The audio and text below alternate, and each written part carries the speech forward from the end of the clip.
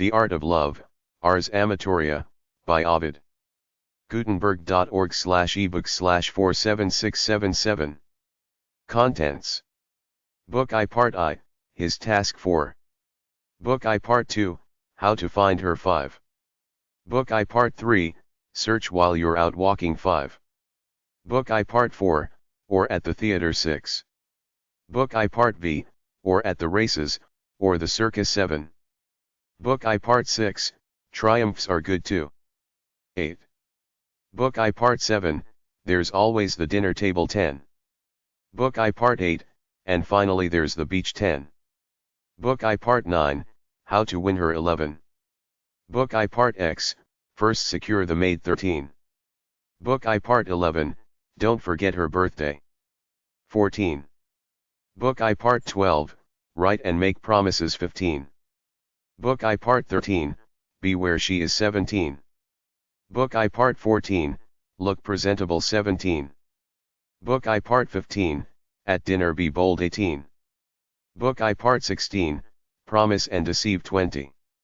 Book I Part 17, Tears, Kisses and Take the Lead 21. Book I Part 18, Be Pale, Be Wary of Your Friends 23. Book I Part 19, Be Flexible 24. Book 2 Part I, His Task 25. Book 2 Part 2, You Need Gifts of Mine 27. Book 2 Part 3, Be Gentle and Good-Tempered 28. Book 2 Part 4, Be Patient and Comply 29. Book 2 Part V, Don't Be Faint-Hearted 31. Book 2 Part 6, Win Over the Servants 31. Book 2 Part 7, Give Her Little Tasteful Gifts 32. Book 2 Part 8, Favor Her and Compliment Her 32. Book 2 Part 9, Comfort Her in Sickness 33. Book 2 Part X, Let Her Miss You, but Not for Long 34. Book 2 Part 11, Have Other Friends, but Be Careful 35. Book 2 Part 12, Aphrodisiacs 36. Book 2 Part 13, Stir Her Jealousy 36. Book 2 Part 14, Be Wise and Suffer 38. Book 2 Part 15, Respect Her Freedom 39. Book 2 Part 16, Keep It Secret 41. Book 2 Part 17, Don't Mention Her Faults 42. Book 2 Part 18, Don't Ask About Her Age 42. Book 2 Part 19, Don't Rush 43. Book 2 Part XX, The Task's Complete. But Now 44. Book 3 Part I, It's Time to Teach You Girls 48. Book 3 Part 2, Take Care with How You Look 50. Book 3 Part 3, Taste and Elegance in Hair and Dress 51. Book 3 Part 4, Make Up But in Private 53. Book 3 Part V, Conceal Your Defects 54. Book 3 Part 6, Be Modest in Laughter and Movement 55. Book 3 Part 7, Learn Music and Read the Poets 56. Book 3 Part 8, Learn Dancing, Games 57. Book 3 Part 9, Be Seen Around 58. Book 3 Part X, Beware of False Lovers 59. Book 3 Part 11, Take Care with Letters 60. Book 3 Part 12, Avoid the Vices, Favor the Poets 61. Book 3 Part 13, Try Young and Older Lovers 62. Book 3 Part 14, Use Jealousy and Fear 63. Book 3 Part 15, Play Cloak and Dagger 64. Book 3 Part 16, Make Him Believe He's Loved 65. Book 3 Part 17, Watch How You Eat and Drink 67. Book 3 Part 18, And So to Bed 68. Book I Part I, His Task. Should anyone here not know the art of love? Read this and learn by reading How to Love. By art the boat set gliding, with oar and sail. By art the chariots swift, love's ruled by art. Automedon was skilled with Achilles' chariot reins. Tiphys in Thessaly was steersman of the Argo. Venus appointed me as guide to gentle love. I'll be known as love's Tiphys and Automedon. It's true love's wild and one who often flouts me. But he's a child of tender years, fit to be ruled. Chiron made the young Achilles perfect at the lyre, and tempered his wild spirits through peaceful art. He, who so terrified his enemies and friends. They say he greatly feared the aged centaur.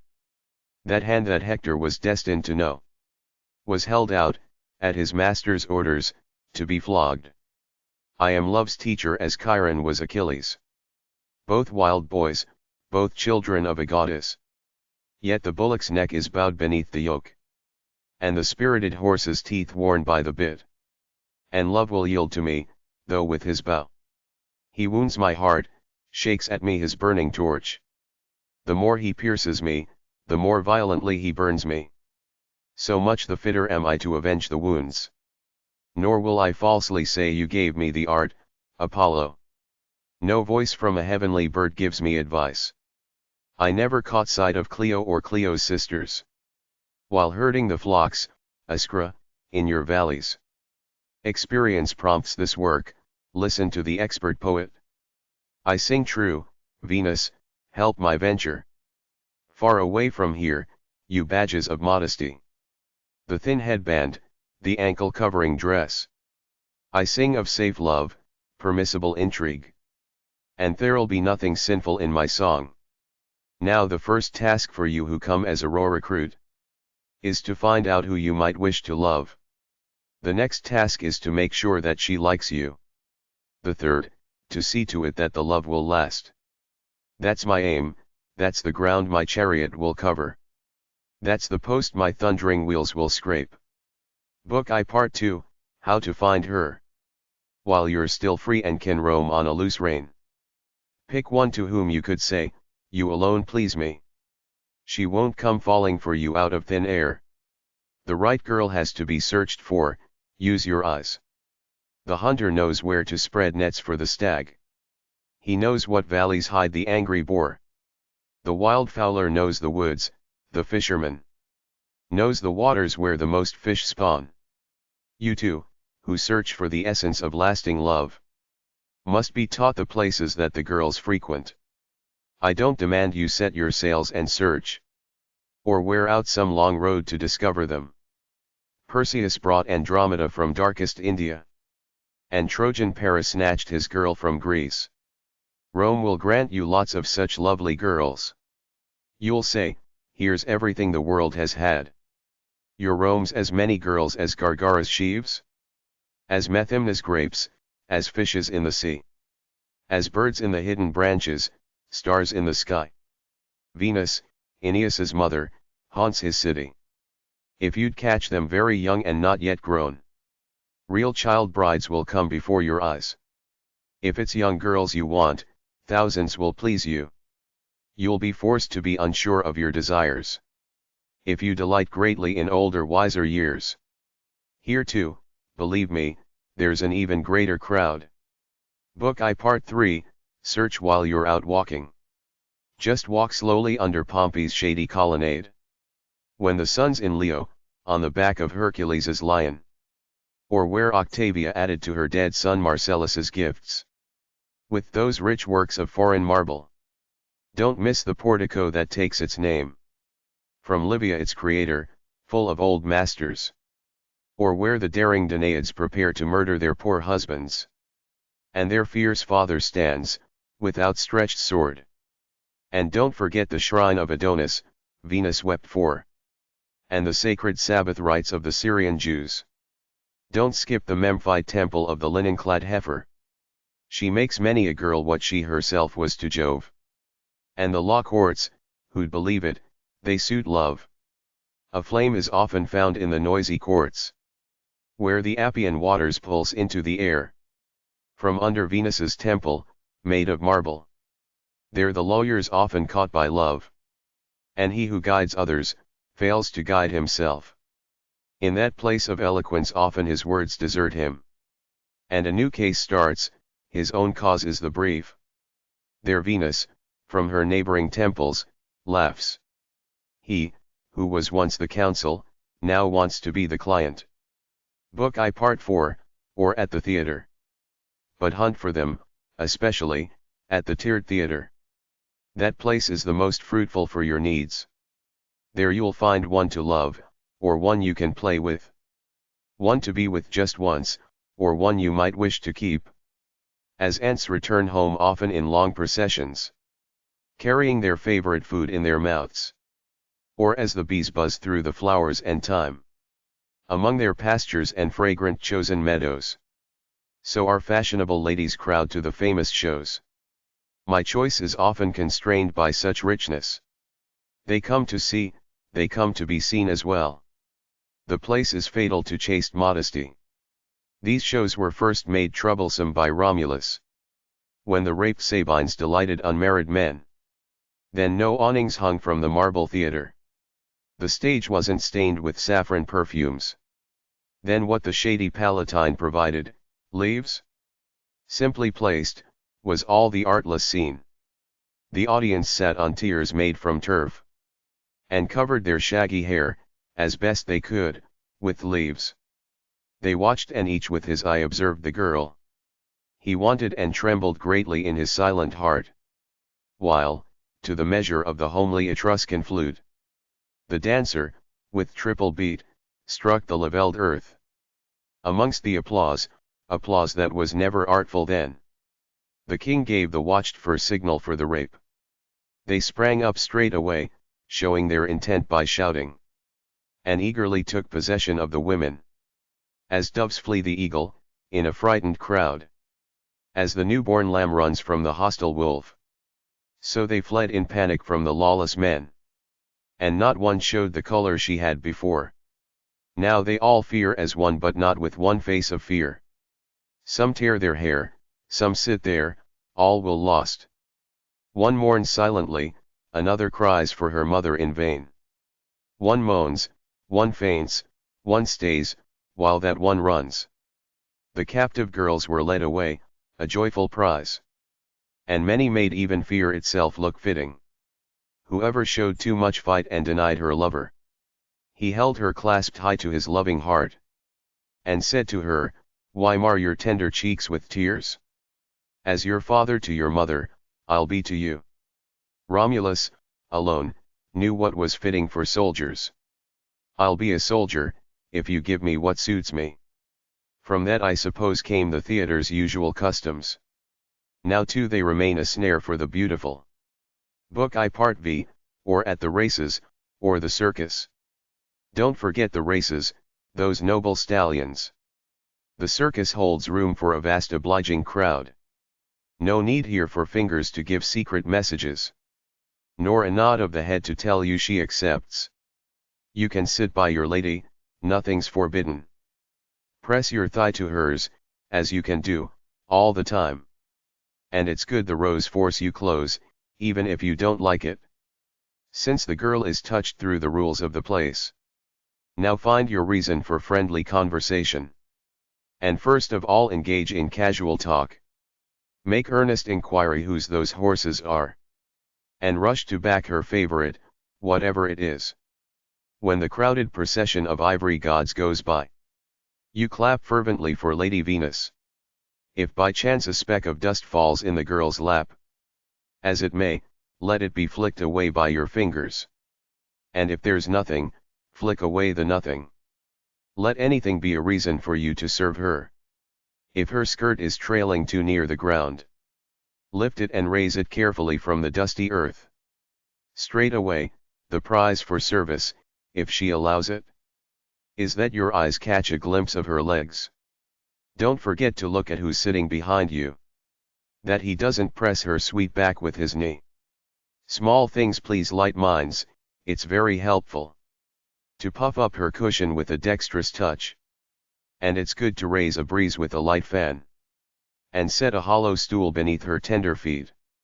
And the circus brings assistance to new love, and the scattered sand of the gladiator's ring. Venus boy often fights in that sand, and who see wounds, themselves receive a wound. While talking, touching hands, checking the program, and asking, having bet, which one will win. Wounded he groans and feels the winged dart, and himself becomes a part of the show he sees. When, lately, Caesar, in mock naval battle, exhibited the Greek and Persian fleets. Surely young men and girls came from either coast. And all the peoples of the world were in the city? Who did not find one he might love in that crowd? Ah, how many were tortured by an alien love! Book I Part 6, Triumphs are good too. Behold, now Caesar's planning to add to our rule. What's left of earth, now the Far East will be ours. Parthia, will have vengeance, Crassus's bust will cheer. And those standards wickedly laid low by barbarians. The avengers here, the leader, proclaimed, of tender years.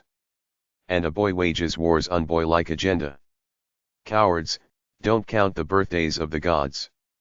A Caesar's courage flowers before its time. Divine genius grows faster than its years. And suffers as harmful evils the cowardly delays. Hercules was a child when he crushed 2 serpents. In both his hands, already worthy of Jupiter in his cradle. How old were you, Bacchus, who are still a boy? When conquered India trembled to your rod? Your father's years and powers arm you, boy. And with your father's powers and years you'll win. Though your first beginnings must be in debt to such a name. Now prince of the young but one day prince of the old. Your brothers are with you, avenge your brother's wounds. Your father is with you, keep your father's laws. Your and your country's father endowed you with arms. The enemy stole his kingship from an unwilling parent. You hold a pious shaft, he a wicked arrow. Justice and piety stick to your standard. Let Parthia's cause be lost, and their armies. Let my leader add eastern wealth to Latium. Both your fathers, Mars and Caesar, grant you power. Through you one is a god and one will be. See, I augur your triumph, I'll reply with a votive song. And you'll be greatly celebrated on my lips. You'll stand and exhort your troops with my words. Oh, let my words not lack your courage. I'll speak of Parthian backs and Roman fronts. And shafts the enemy hurl from flying horses. If you flee, to win, Parthia, what's left for you in defeat? Mars already has your evil eye. So the day will be, when you, beautiful one, golden, will go by, drawn by 4 snowy horses. The generals will go before you, necks weighed down with chains. Lest they flee to safety as they did before. The happy crowd of youths and girls will watch. That day will gladden every heart. And if she, among them, asks the name of a king, what place, what mountains, and what streams displayed? You can reply to all and more if she asks. And what you don't know, reply as memory prompts. That's Euphrates, his brow crowned with reeds. That'll be Tigris with the long green hair. I make those Armenians, that's Persia's Danaan crown. That was a town in the hills of Achaemenia. Him and him, their generals, and say what names they have. If you can, the true ones, if not the most fitting. Book I Part 7, there's always the dinner table. The table laid for a feast also gives you an opening. There's something more than wine you can look for there. Often rosy love has clasped Bacchus's horns, drawing him to his gentle arms, as he lay there. And when wine has soaked Cupid's drunken wings, he stayed, weighed down, a captive of the place. It's true he quickly shakes out his damp feathers. Though still the heart that's sprinkled by love is hurt. Wine rouses courage and is fit for passion. Care flies and deep drinking dilutes it. Then laughter comes, the poor man dons the horns. Then pain and sorrow leave and wrinkled brows. Then what's rarest in our age appears to our minds. Simplicity, all art dispelled by the god. Often at that time girls captivated men's wits. And Venus was in the vine, flame in the fire. Don't trust the treacherous lamplight overmuch. Night and wine can harm your view of beauty. Paris saw the goddesses in the light, a cloudless heaven. When he said to Venus, Venus, you win, over them both. Faults are hidden at night, every blemish is forgiven. And the hour makes whichever girl you like beautiful. Judge jewelry and fabric stained with purple. Judge a face, or a figure, in the light. Book I Part 8, and finally there's the beach. Why enumerate every female meeting place fit for the hunter? The grains of sand give way before the number. Why speak of Bea, its shore splendid with sails, where the waters steam with sulphurous heat? Here one returning, his heart wounded, said, that water's not as healthy as they claim. Behold the suburban woodland temple of Diana, and the kingdom murder rules with guilty hand. She, who is virgin, who hates Cupid's darts, gives people many wounds, has many to give. Book I Part 9, How to Win Her. So far, riding her unequal wheels, the muse has taught you where you might choose your love, where to set your nets. Now I'll undertake to tell you what pleases her. By what arts she's caught, itself a work of highest art. Whoever you are, lovers everywhere, attend, with humble minds. And you, masses, show you support me, use your thumbs. First let faith enter into your mind, every one of them can be won, you'll win her, if you only set your snares. Birds will sooner be silent in the spring, cicadas in summer. An Arcadian hound turn his back on a hare, than a woman refuse a young man's flattering words. Even she you might think dislikes it, will like it. Secret love's just as pleasing to women as men. Men pretend badly, she hides her desire. If it was proper for men not to be the first to ask, woman's role would be to take the part of the asker. The cow lows to the bull in gentle pastures. The mare whinnies to the hoofed stallion. Desire in us is milder and less frantic. The male fire has its lawful limits. Remember Bybele, who burned with incestuous love for her brother and bravely punished herself with the noose. Myrrha loved her father but not as a daughter should, and then was hidden by the covering bark, oozing those tears that pour from the tree as fragrance, and whose droplets take their name from the girl. Once, in the shady valleys of wooded Ida, there was a white bull, glory of the herd. One small black mark set between his horns, it the sole blemish, the rest was milky white. The heifers of Knossos and Sidon longed to have him mount up on their backs. Pasiphae joyed in adultery with the bull. She hated the handsome heifers with jealousy. I sing what is well known, not even Crete, the 100-citied, can deny it, however much Cretans lie. They say that, with unpracticed hands, she plucked fresh leaves and tenderest grasses for the bull. She went as one of the herd, unhindered by any care. For that husband of hers, Minos was ousted by a bull. Why put on your finest clothes, Pasiphae? Your lover can appreciate none of your wealth. Why have a mirror with you, when you seek highland cattle? Why continually smooth your hair, you foolish woman? But believe the mirror that denies you're a heifer. How you wish that brow of yours could bear horns. If you'd please Minos, don't seek out adulterers. If you want to cheat your husband, cheat with a man. The queen left her marriage bed for woods and fields. Like a maid roused by the Boeotian god, they say. Ah, how often, with angry face, she spied a cow, and said, now, how can she please my lord? Look, how she frisks before him in the tender grass. Doubtless the foolish thing thinks that she's lovely. She spoke and straightway had her led from the vast herd. The innocent thing dragged under the arching yoke, or felled before the altar, forced to be a false sacrifice.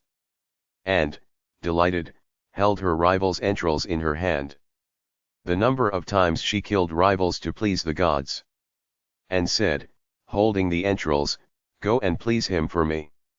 Now she claims to be Io and now Europa. One who's a heifer, the other born by the bull. Yet he filled her, the king of the herd, deceived by a wooden cow and their offspring betrayed its breeding. If Cretan Arope had spurned Thyestes' love. And isn't it hard to forego even one man?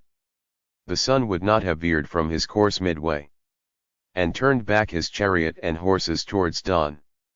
The daughter who savaged Nisus's purple lock presses rabid dogs down with her thighs and groin. Agamemnon, who escaped Mars on land, Neptune at sea, became the victim of his murderous wife. Who would not weep at Corinthian Crucis flames? And that mother blood-stained by her children's murder? Phoenix, Amantor's son, wept out of sightless eyes. Hippolytus was torn by his fear-maddened horses. Phaeneus, why blind your innocent sons? That punishment will return on your own head. All these things were driven by woman's lust. It's more fierce than ours and more frenzied. So, on and never hesitate in hoping for any woman. There's hardly one among them who'll deny you. Whether they give or not, they're delighted to be asked. And even if you fail, you'll escape unharmed. But why fail, when there's pleasure in new delights? And the more foreign the more they capture the heart. The seed's often more fertile in foreign fields. And a neighbor's herd always has richer milk. Book I Part X, first secure the maid. But to get to know your desired one's maid is your first care. She'll smooth your way. See if she's close to her mistress's thoughts, and has plenty of true knowledge of her secret jests. Corrupt her with promises and with prayers. You'll easily get what you want, if she wishes. She'll tell the time, the doctors would know it too. When her mistress's mind is receptive, fit for love. Her mind will be fit for love when she luxuriates in fertility, like the crop on some rich soil. When hearts are glad and nothing sad constrains them, they're open. Venus steals in then with seductive art. So Troy was defended with sorrowful conflict. In joy, the horse, pregnant with soldiers, was received. She's also to be tried when she's wounded, pained by a rival. Make it your task then to see that she's avenged. The maid can rouse her, when she combs her hair in the morning, and add her oar to the work of your sails. And, sighing to herself in a low murmur, say, "But I doubt that you'll be able to make her pay." Then she should speak of you and add persuasive words, and swear you're dying, crazed with love.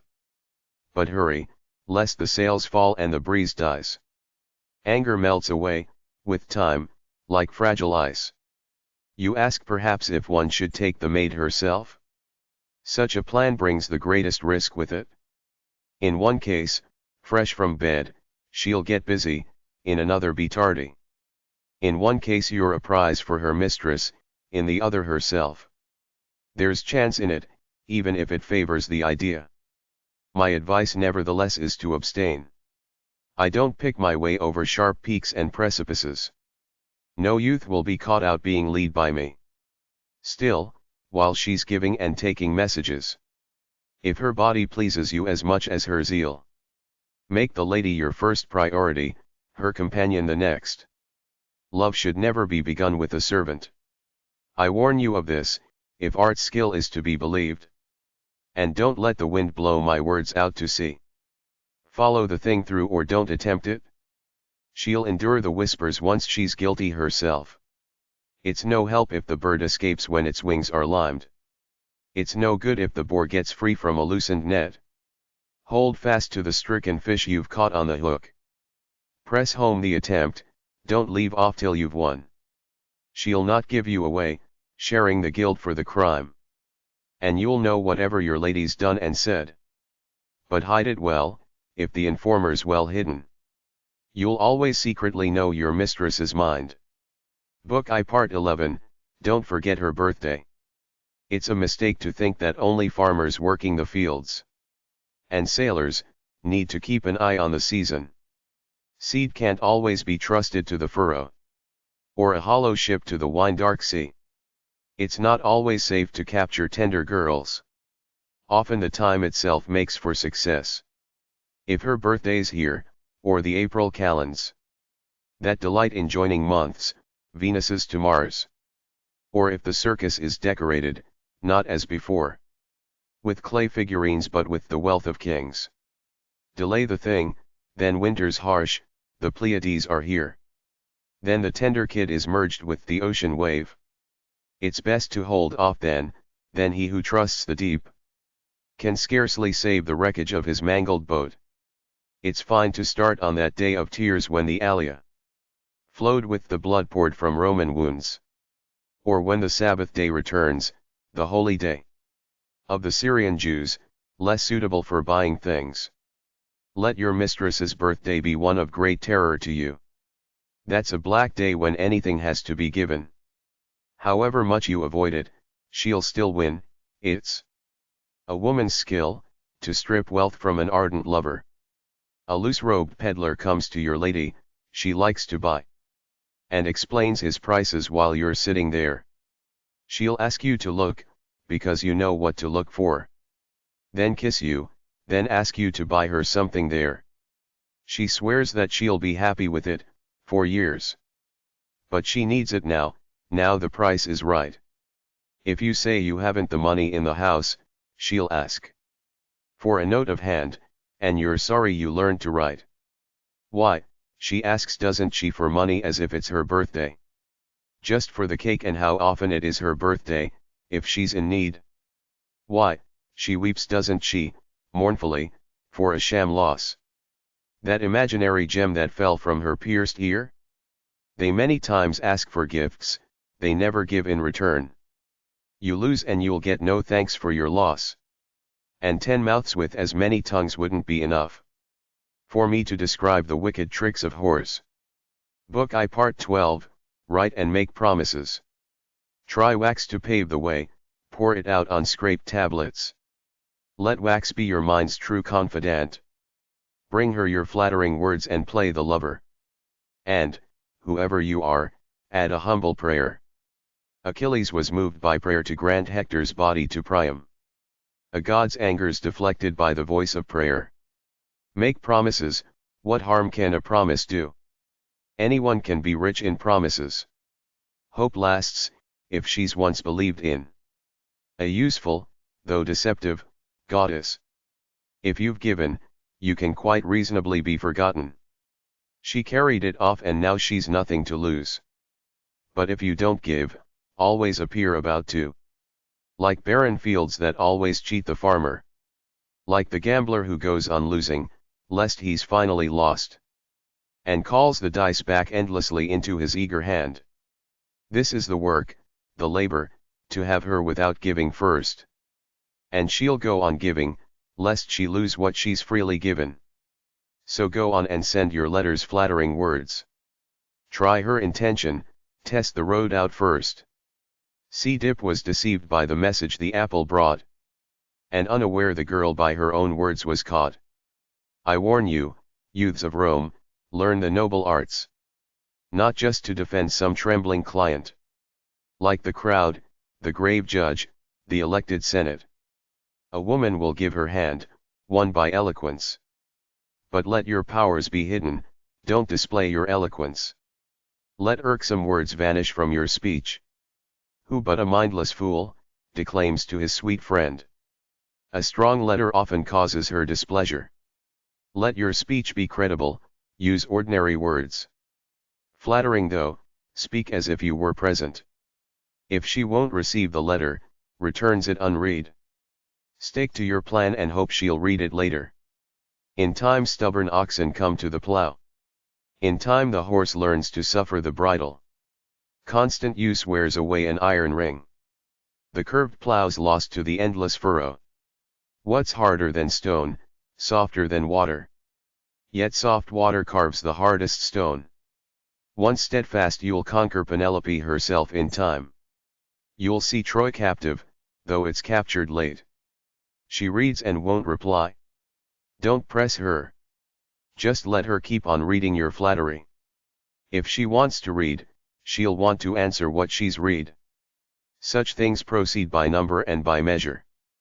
Perhaps at first a cool letter comes to you, asking, would you please not trouble her? What she asks, she fears, what she doesn't ask, she wants. That you go on, do it and you'll soon get what you wish. Book I Part 13, Be Where She Is. Meanwhile, if she's being carried, reclining on her bed. Secretly approach your lady's litter. And to avoid offering your words to odious ears, hide what you can with skill and ambiguous gestures. If she's wandering at leisure in the spacious colonnade, you join here there also, lingering, as a friend. Now make as if to lead the way, now drop behind. Now go on quickly and now take it slow. Don't be ashamed to slip amongst the columns. A while, then move along side by side. Don't let her sit all beautiful in the theater row without you. What you'll look at is the way she holds her arms. Gaze at her, to admire her is fine. And to speak with gestures and with glances. And applaud the man who dances the girl's part. And favor anyone who plays a lover. When she rises, rise, while she's sitting, sit. Pass the time at your lady's whim. Book I Part 14, Look presentable. Don't delight in curling your hair with tongs. Don't smooth your legs with sharp pumice stone. Leave that to those who celebrate Sibe the mother. Howling wildly in the Phrygian manner. Male beauty's better for neglect, Theseus. Carried off Ariadne, without a single pin in his hair. Phaedra loved Hippolytus, he was unsophisticated. Adonis was dear to the goddess and fit for the woods. Neatness pleases, a body tanned from exercise. A well-fitting and spotless toga's good. No stiff shoe thongs, your buckles free of rust. No sloppy feet for you, swimming in loose hide. Don't mar your neat hair with an evil haircut. Let an expert hand trim your head and beard. And no long nails and make sure they're dirt-free. And no hairs please, sprouting from your nostrils. No bad breath exhaled from unwholesome mouth. Don't offend the nose like a herdsman or his flock. Leave the rest for impudent women to do. Or whoever's the sort of man who needs a man. Book I Part 15, At Dinner Be Bold. Ah, Bacchus calls to his poet, he helps lovers too. And supports the fire with which he is inflamed. The frantic Cretan girl wandered the unknown sands. That the waters of tiny sea-born Dia showed. Just as she was, from sleep, veiled by her loose robe. Barefoot, with her yellow hair unbound. She called, for cruel Theseus, to the unhearing waves. Her gentle cheeks wet with tears of shame. She called and wept as well, but both became her. She was made no less beautiful by her tears. Now striking her sweet breast with her hands, again and again. She cried, that faithless man's gone, what of me, now? What will happen to me, she cried, and the whole shore echoed to the sound of cymbals and frenzied drums. She fainted in terror, her next words were stifled. No sign of blood in her almost lifeless body. Behold! The Bacchantes with loose streaming hair. Behold! The wanton satyrs, a crowd before the god. Behold! Old Silenus, barely astride his sway-backed mule. Clutching tightly to its mane in front. While he pursues the Bacchae flee and return. As the rascal urges the mount on with his staff. He slips from his long-eared mule and falls head first. The satyrs cry, rise again, father, rise. Now the god in his chariot, wreathed with vines. Curbing his team of tigers, with golden reins. The girl's voice and color and Theseus all lost. 3 times she tried to run, 3 times fear held her back. She shook, like a slender stalk of wheat stirred by the wind. And trembled like a light reed in a marshy pool. To whom the god said, see, I come, more faithful in love.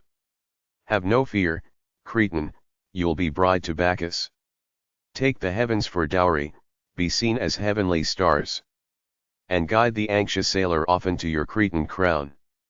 He spoke and leapt from the chariot, lest she feared.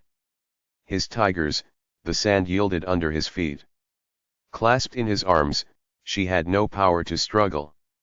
He carried her away, all's easily possible to a god. Some sing O Hymenaeus, some Bacchus, you ho. So on the sacred bed the god and his bride meet. when Bacchus's gifts are set before you then. And you find a girl sharing your couch.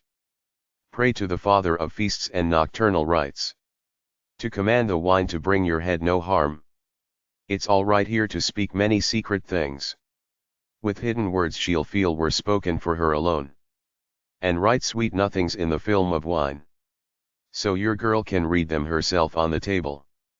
And gaze in her eyes with eyes confessing fire. You should often have silent words and speaking face. Be the first to snatch the cup that touched her lips. And where she drank from, that is where you drink.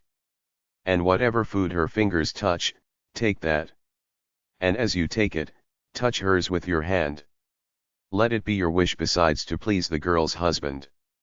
It'll be more useful to you to make friends. If you cast lots for drinking, give him the better draw. Give him the garland you were crowned with. Though he's below you or beside you, let him always be served first. Don't hesitate to second whatever he says. It's a safe well-trodden path to deceive in a friend's name. Though it's a safe well-trodden path, it's a crime. That way the procurer procures far too much. And reckons to see to more than he was charged with. You'll be given sure limits for drinking by me. So pay attention to your mind and feet. Most of all beware of starting a drunken squabble. And fists far too ready for a rough fight. Eurytushan the centaur died, made foolish by the wine. Food and drink are fitter for sweet jests. If you've a voice, sing, if your limbs are supple, dance. And please, with whatever you do that's pleasing. And though drunkenness is harmful, it's useful to pretend. Make your sly tongue stammer with lisping sounds. Then, whatever you say or do that seems too forward, it will be thought excessive wine's to blame. And speak well of your lady, speak well of the one she sleeps with. But silently in your thoughts wish the man ill. Then when the table's cleared, the guests are free. The throng will give you access to her and room. Join the crowd and softly approach her. Let fingers brush her thigh and foot touch foot.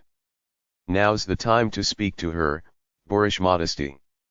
Fly far from here, chance and Venus help the daring. Not from my rules your eloquence will come. Desire her enough, you'll be fluent yourself. Yours to play the lover, imitate wounds with words. Use whatever skill you have to win her belief. Don't think it's hard, each thinks herself desired. The very worst takes pleasure in her looks. Yet often the imitator begins to love in truth. Often, what was once imagined comes to be. Oh, be kinder to the ones who feign it, girls. True love will come, out of what was false. Now secretly surprise her mind with flatteries. As clear water undermines the hanging bank. Never weary of praising her face, her hair, her elegant fingers and her slender feet. Even the chaste like their beauty to be commended. Her form to even the virgins pleasing and dear. Why is losing the contest in the Phrygian woods a cause of shame to Juno and Pallas still? Juno's peacock shows his much praised plumage. If you watch in silence, he'll hide his wealth again. Race horses between races on the testing course. Love it when necks are padded, manes are combed. Book I Part 16, Promise and Deceive. Don't be shy of promising, promises entice girls. Add any gods you like as witness to what you swear. Jupiter on high laughs at lovers' perjuries. And orders Aeolus's wines to carry them into the void.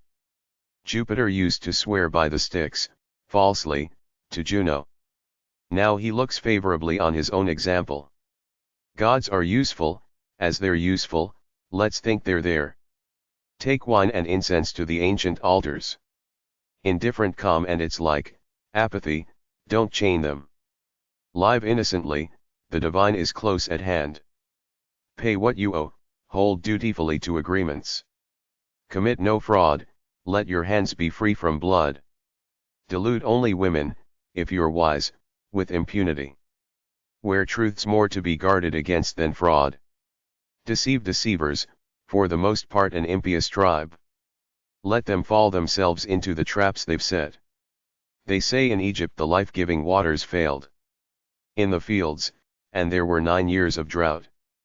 Then Thrasus came to Bisuris and said that Jove might be propitiated by shedding a stranger's blood. Bisuris told him, "You become Jove's first victim, and you be the stranger to give Egypt water." And Phalaris roasted impetuous Perillus' body. In the brazen bull, the unhappy creator was first to fill his work. Both cases were just, for there's no fairer law than that the murderous maker should perish by his art. As liars by liars are rightfully deceived. Wounded by their own example, let women grieve. Book I Part 17, Tears, Kisses and Take the Lead. And tears help, tears will move a stone. Let her see your damp cheeks if you can. If tears, they don't always come at the right time. Fail you, touch your eyes with a wet hand. What wise man doesn't mingle tears with kisses? Though she might not give, take what isn't given. Perhaps she'll struggle and then say you're wicked. Struggling she still wants, herself, to be conquered. Only, take care her lips aren't bruised by snatching. And that she can't complain that you were harsh. Who takes a kiss and doesn't take the rest, deserves to lose all that were granted to. How much short of your wish are you after that kiss? Ah me, that was boorishness stopped you, not modesty. Though you call it force, it's force that pleases girls. What delights is often to have given what they wanted, against their will.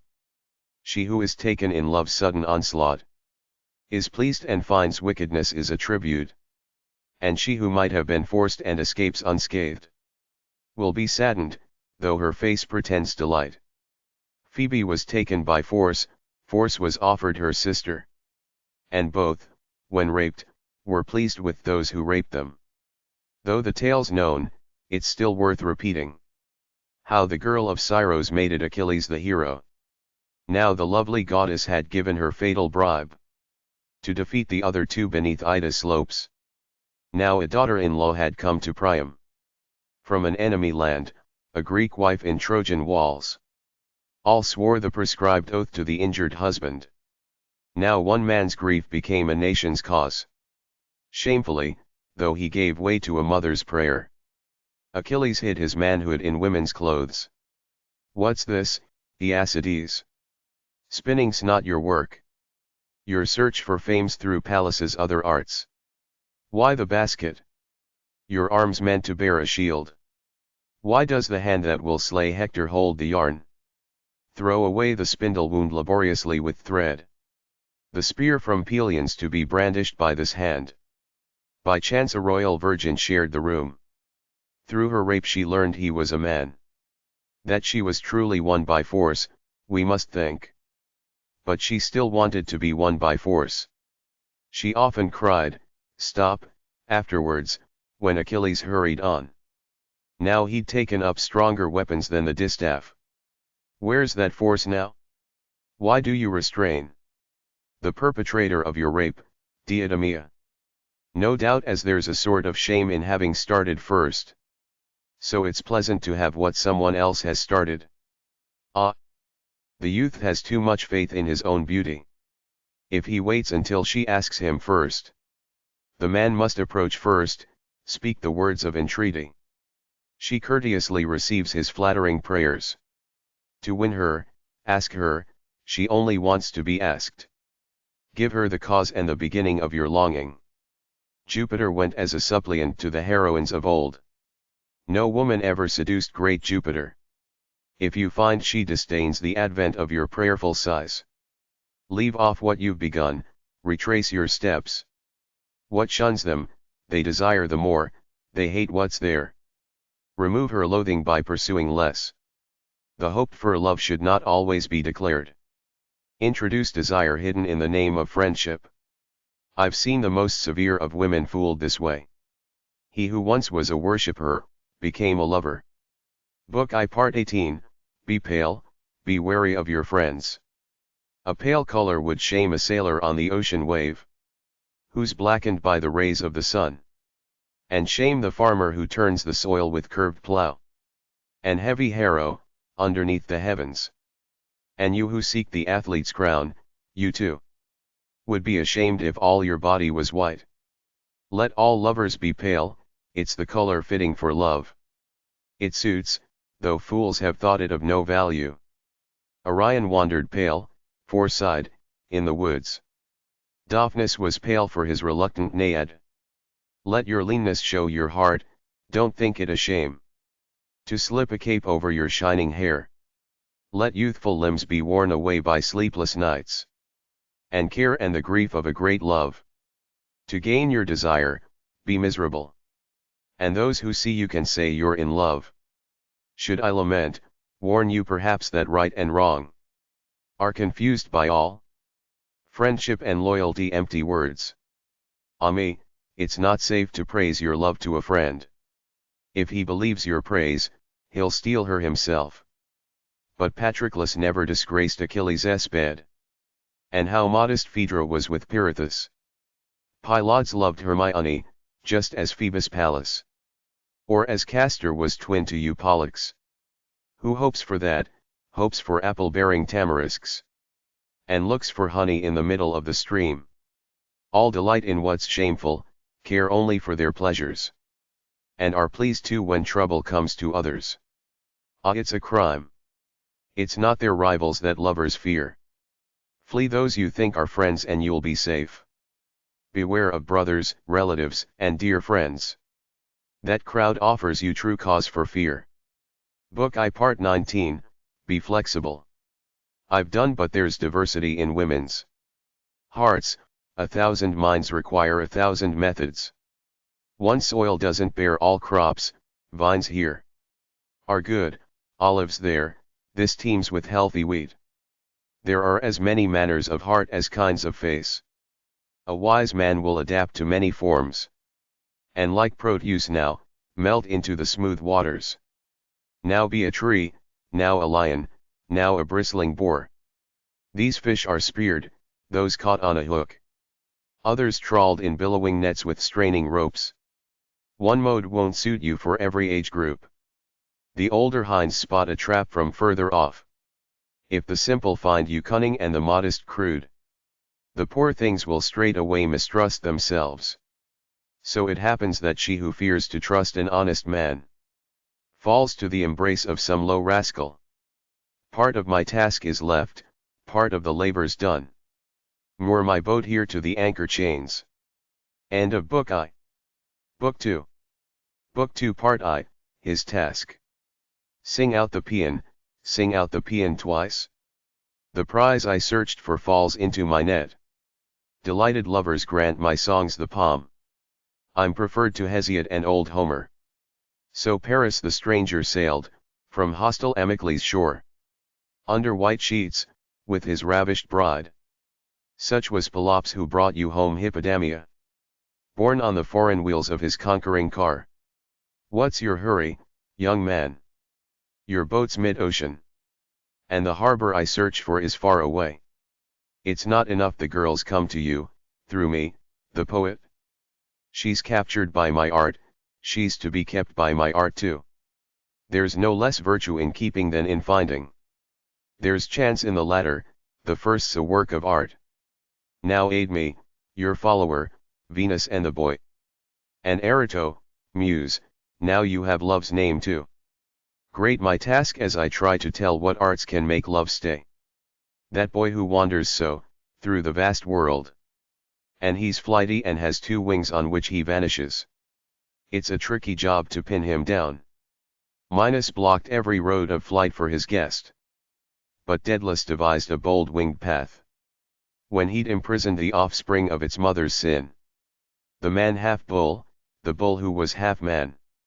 He said, Minos, the just, let my exile end. Let my native land receive my ashes. And since I couldn't live in my own country, driven from it by cruel fate, still let me die there. Give my boy freedom, if the father's service was worthless. Or if power will not spare the child, let it spare the old. He spoke the words but they and so many others, were in vain. His freedom was still denied him by the king. When he realized this, he said, Now, O Daedalus, you have an object for your skillfulness. Minos rules the earth and the waves. Neither land or sea is open for my flight. The sky road still remains, we'll try the heavens. Jupiter, on high, favor my plan. I don't aspire to touch the starry spheres. There is no way to flee the king but this. I'd swim the Stygian waves, if Styx offered me a path. Through my nature new laws are mine. Trouble often sharpens the wits, who would think any man could travel by the air roads? He lays out oar-like wings with lines of feathers, and ties the fragile work with fastenings of string, and glues the ends with beeswax melted in the flames. And now the work of this new art's complete. Laughing, his son handled the wax and feathers, not knowing they were being readied for his own shoulders. His father said of them, "This is the art that will take us home. By this creation we'll escape from Minos. Minos bars all other ways but cannot close the skies. As is fitting, my invention cleaves the air. But don't gaze at the bear, that Arcadian girl. Or Boötes' companion, Orion with his sword. Fly behind me with the wings I give you, I'll go in front. Your job's to follow, you'll be safe where I lead. For if we go near the sun through the airy ether, the wax will not endure the heat. If our humble wings glide close to ocean, the breaking salt waves will drench our feathers. Fly between the two, and fear the breeze as well. Spread your wings and follow, as the winds allow." As he warns, he fits the wings to his child, shows how they move, as a bird teaches her young nestlings. Then he fastened the wings he'd fashioned to his own shoulders, and poised his anxious body for the strange path. Now, about to fly, he gave the small boy a kiss, and the tears ran down the father's cheeks. A small hill, no mountain, higher than the level plain. There their two bodies were given to the luckless flight. And Daedalus moved his wings and watched his sons, and all the time kept to his own course. Now Icarus delights in the strange journey, and, fear forgotten, he flies more swiftly, with daring art. A man catching fish, with quivering rod, saw them, and the task he'd started dropped from his hand. Now Samos was to the left, Naxos was far behind, and Paros and Delos beloved by Phoebus the god. Labynthos lay to the right and shady-wooded Caelymne, and Astypolea ringed by rich fishing grounds. When the boy, too rash, with youth's carelessness, soared higher and left his father far behind, the knots give way and the wax melts near the sun. His flailing arms can't clutch at thin air. Fearful, from heaven's heights he gazes at the deep. Terrified, darkness, born of fear, clouds his eyes. The wax dissolves, he thrashes with naked arms, and flutters there with nothing to support him. He falls and falling cries, "Father, oh father, I'm lost." The salt green sea closes over his open lips. But now the unhappy father, his father, calls, "Icarus! Where are you, Icarus, where under the sky?" Calling Icarus, he saw the feathers on the waves. Earth holds his bones, the waters take his name. Book 2 Part 2, You Need Gifts of Mind. Minos could not hold back those mortal wings. I'm setting out to check the winged god himself. He who has recourse to Thracian magic, fails. To what the foal yields, torn from its newborn brow. Medea's herbs can't keep love alive, nor Marcian dirges mingled with magic chants. If incantations only could enslave love, Ulysses would have been tied to Circe, Jason to the Colchian. It's no use giving girls pale drugs. Drugs hurt the mind, have power to cause madness. Away with such evils, to be loved be lovable. Something face and form alone won't give you. Though you're Nireus loved by Homer of old, or sweet Hylas ravished by the Naiades' crime. To keep your love and not to find her leave you. Add gifts of mind to grace of body. A sweet form is fragile, what's added to its years? Lessen it and time itself eats it away. Violets and open lilies do not flower forever. And thorns are left stiffening on the blown rose. And white hair will come to find you, lovely lad. Soon wrinkles will come, furrowing your skin. Then nourish mind, which lasts and adds to beauty. It alone will stay till the funeral pyre. Cultivate your thoughts with the noble arts. More than a little and learn 2 languages. Ulysses wasn't handsome but he was eloquent. And still racked the sea goddesses with love. How often Calypso mourned his haste. And denied the waves were fit for oars. She asked him again and again about the fall of Troy. He grew used to retelling it often, differently. They walked the beach, there, lovely Calypso too. Demanded the gory tale of King Rhesus's fate. He, with a rod perhaps he already had. Illustrated what she asked in the thick sand. This he said, is Troy, drawing the walls in the sand. This your Simois, imagine this is our camp. This is the field, he drew the field, that was dyed with Dolon's blood, while he spied on Achilles' horses. Here were the tents of Thracian Rhesus. Here am I riding back the captured horses at night. And he was drawing more, when suddenly a wave washed away Troy and Rhesus and his camp. Then the goddess said, do you see what you place your trust in? For your voyage, waves that have destroyed such mighty names. So listen, whoever you are, fear to rely on treacherous beauty. Or own to something more than just the flesh. Book 2 Part 3, Be gentle and good-tempered. Gentleness especially impresses minds favorably. Harshness creates hatred and fierce wars. We hate the hawk that lives its life in battle. And the wolf whose custom is to raid the timid flocks. But the swallow, for its gentleness, is free from human snares. And Chaunean doves have dovecots to live in. Away with disputes and the battle of bitter tongues. Sweet love must feed on gentle words. Let married men and married women be checked by rebuffs. And think in turn things always are against them. That's proper for wives, quarreling's the marriage dowry. But a mistress should always hear the longed-for cooing. No law orders you to come together in one bed. In your rules its love provides the entertainment.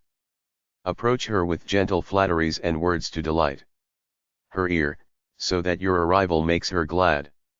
I don't come as a teacher of love for the rich. He who can give has no need of my art.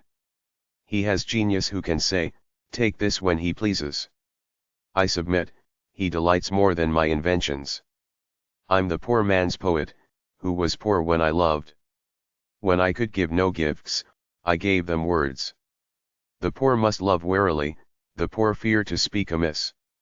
And suffer much that the rich would not.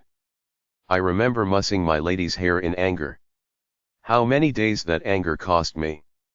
I don't think I tore her dress, I didn't feel it, but she said so and my reward was to replace it. But you, if you're wise, avoid your teacher's faults. And fear the harm that came from my offense. Make war with the Parthians, peace with a civilized friend. And laughter and whatever engenders love. Book 2 Part 4, Be patient and comply. If she's not charming or courteous enough, at your loving, endure it and persist, she'll soon be kinder. You can get a curved branch to bend on the tree by patience. You'll break it, if you try out your full strength. With patience you can cross the water, you'll not conquer the river by sailing against the flow. Patience tames tigers and Numidian lions. The farmer in time bows the ox to the plow. Who was fiercer than Arcadian Atlanta? Wild as she was, she still surrendered to male kindness. Often Milanion wept among the trees. At his plight and at the girl's harsh acts. Often at her orders his shoulders carried the nets. Often he pierced wild boars with his deadly spear. And he felt the pain of Hylias's tense bow. But that of another bow was still more familiar. I don't order you to climb in Manilian woods, holding a weapon, or carrying nets on your back. I don't order you to bare your chest to flying darts. The tender commands of my arts are safe. Yield to opposition, by yielding you'll end as victor. Only play the part she commands you to. Condemn what she condemns, what she approves, approve. Say what she says, deny what she denies. She laughs, you laugh, remember to cry, if she cries. She'll set the rules according to your expression. If she plays, tossing the ivory dice in her hand, throw them wrong and concede on your bad throw. If you play knuckle bones, no prize if you win. Make out that often the ruinous low dogs fell to you. And if it's drafts, the draftsmen mercenaries. Let your champion be swept away by your glass foe. Yourself, hold your girl's sunshade outspread. Yourself, make a place for her in the crowd. Quickly bring up a footstool to her elegant couch. And slip the sandal on or off her sweet foot. Often, even though you're shivering yourself, her hand must be warmed at your neglected breast. Don't think it shameful, though it's shameful, you'll like it, to hold the mirror for her in your noble hands. When his stepmother, Juno, was tired of sending him monsters, Hercules, it's said, who reached the heavens head-shouldered, held a basket, among the Lydian girls and spun raw wool. The hero of Tyrans complied with his girl's orders. Go now and endure the misgivings he endured. Ordered to appear in town, make sure you arrive before time and don't leave unless it's late. She tells you to be elsewhere, drop everything, run. Don't let the crowd in the way stop you trying. She's returning home from another party at night. When she calls for her slave you come too. She's in the country, says, come, love hates a laggard. If you've no wheels, travel the road on foot. Don't let bad weather, or parching dog days, stall you. Or the roads whitened by falling snow. Book 2 Part V, Don't be faint-hearted. Love is a kind of warfare. Slackers, dismiss. There are no cowards guarding this standard. Night and winter, long roads, and cruel sorrows, and every kind of labor are found on love's campaigns. You'll often endure rain pouring from heavenly clouds, and frozen, lie there on the naked earth. They say that Phoebus grazed Admetus's cattle, and found shelter in a humble hut. Who can suit what suited Phoebus? Lose your pride, you who'd have love's sorrows tamed, if you're denied a safe and level road, and the door barred with a bolt against you. Then drop down headfirst through the open roof. A high window too offers a secret way. She'll be glad, knowing the chase itself is risky for you. That will be sure proof to the lady of your love. You might often have been parted from your girl, Leander. You swam across so she could know your heart. Book 2 Part 6, Win over the servants. Nor is it shameful to you to cultivate her maids, according to their grades and the serving men.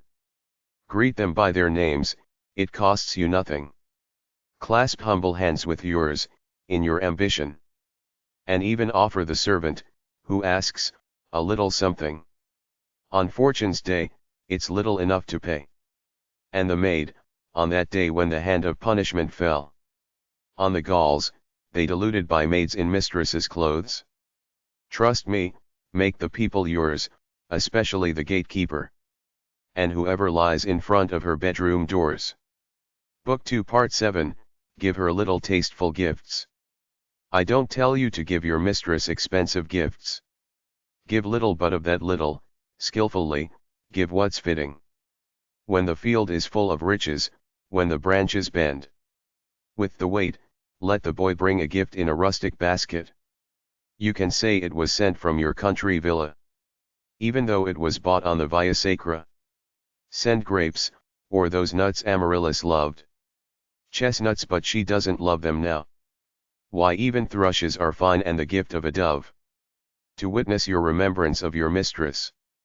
Shameful to send them hoping for the death of some childless old man. Ah, perish those who make giving a crime. Do I also teach that you send tender verses? Ah me, poems are not honored much. Songs are praised, but it's gifts they really want.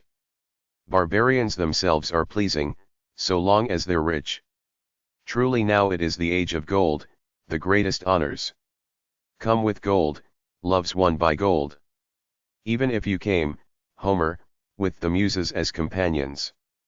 If you brought nothing with you, Homer, you'd be out. Still there are cultured girls, the rarest set. And another set who aren't but would like to be. Praise either in song, and they'll commend the reader whatever his voice's sweetness. So sing your midnight song to one and the other. Perhaps it will figure as a trifling gift. Book 2 Part 8, Favor her and compliment her. Then what you're about to do and think is useful. Always get your lover to ask you to do it. You promised liberty to one of your slaves.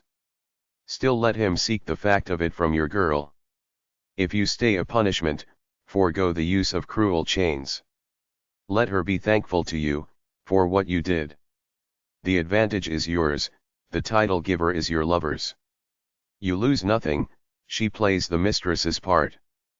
But whoever you are, who want to keep your girl, she must think that you're inspired by her beauty. If she's dressed in Tyrian robes, praise Tyrian. If she's in Cohen silk, consider Cohen fitting. She's in gold thread. She's more precious than gold. She wears wool, approve the wool she's wearing. She leaves off her tunic, cry, you set me on fire. But request her anxiously to beware of chills. She's parted her hair, praise the parting. She waves her hair, be pleased with the waves.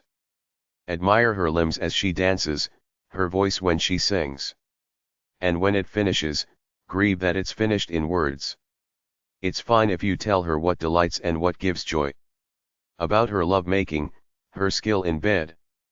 Though she's more violent than fierce Medusa, she'll be kind and gentle to her lover. But make sure of this, don't let your expression give your speech the lie, lest you seem a deceiver with words. Art works when it's hidden, discovery brings shame. And time destroys faith in everything of merit. Book 2 Part 9, Comfort her in sickness.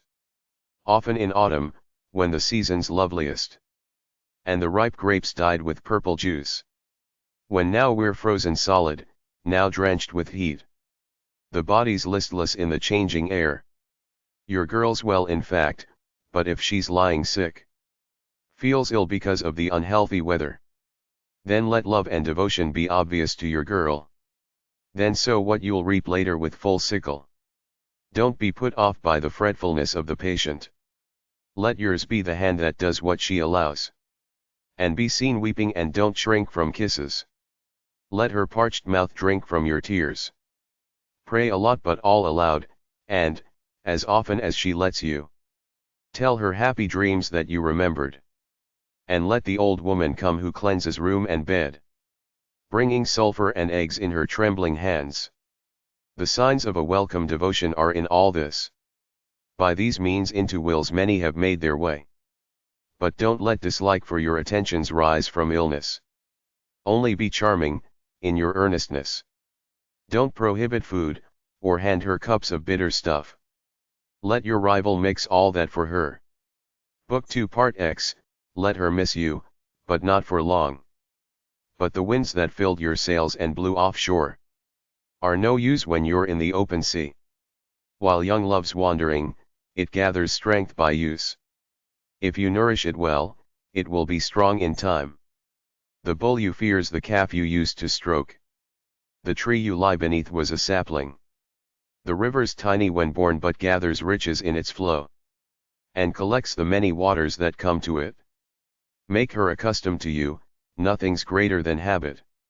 While you're captivating her, avoid no boredom. Let her always be seeing you, always giving you ear. Show your face, at night and in the day, when you've more confidence that you'll be missed. When your absence far away will cause her worry. Give her a rest, the fields when rested repay the loan. And parched earth drinks the heavenly rain. Phyllis burnt less for Demophon in his presence. She blazed more fiercely when he sailed away. Penelope was tormented by the loss of cunning Ulysses. Laodamia, by absent Protesilaus. But brief delays are best, fondness fades with time. Love vanishes with absence and new love appears. When Menelaus left, Helen did not lie alone. Paris, the guest, at night, was taken to her warm breast. What craziness was that, Menelaus? You left wife and guest alone under the same roof. Madman, would you trust timid doves to a hawk? Would you trust the full fold to a mountain wolf? Helen did not sin, her lover committed none. What anyone would do, he did. You forced adultery by giving time and place. What did the girl employ but your counsel? What should she do? Her man away, a cultivated guest. And she afraid to sleep alone in an empty bed. Let Atrides appear, I acquit Helen of crime. She took advantage of her husband's courtesy. Book 2 Part 11, Have other friends, but be careful. But the red-haired boar is not so fierce in mid-anger. When he turns and threatens the rabid pack. Or the lioness giving suck to unweaned cubs. Or the tiny viper crushed by a careless foot. As a woman when a rival's caught in her lover's bed. She blazes, her face the color of her heart. She storms with fire and flame, all restraint forgot. As if struck, as they say, by the horns of the Boeotian god. Wronged by her husband, her marriage violated. Savage Medea avenged herself through her children. Another fatal mother was that swallow, you see there. Look, her breast carries the stain of blood. Well-founded and firm loves have been dissolved so. These are crimes to make cautious men afraid. Not that my censure condemns you to only one girl. The gods forbid. A wife could hardly expect that. Indulge but secretly veil your sins, with restraint.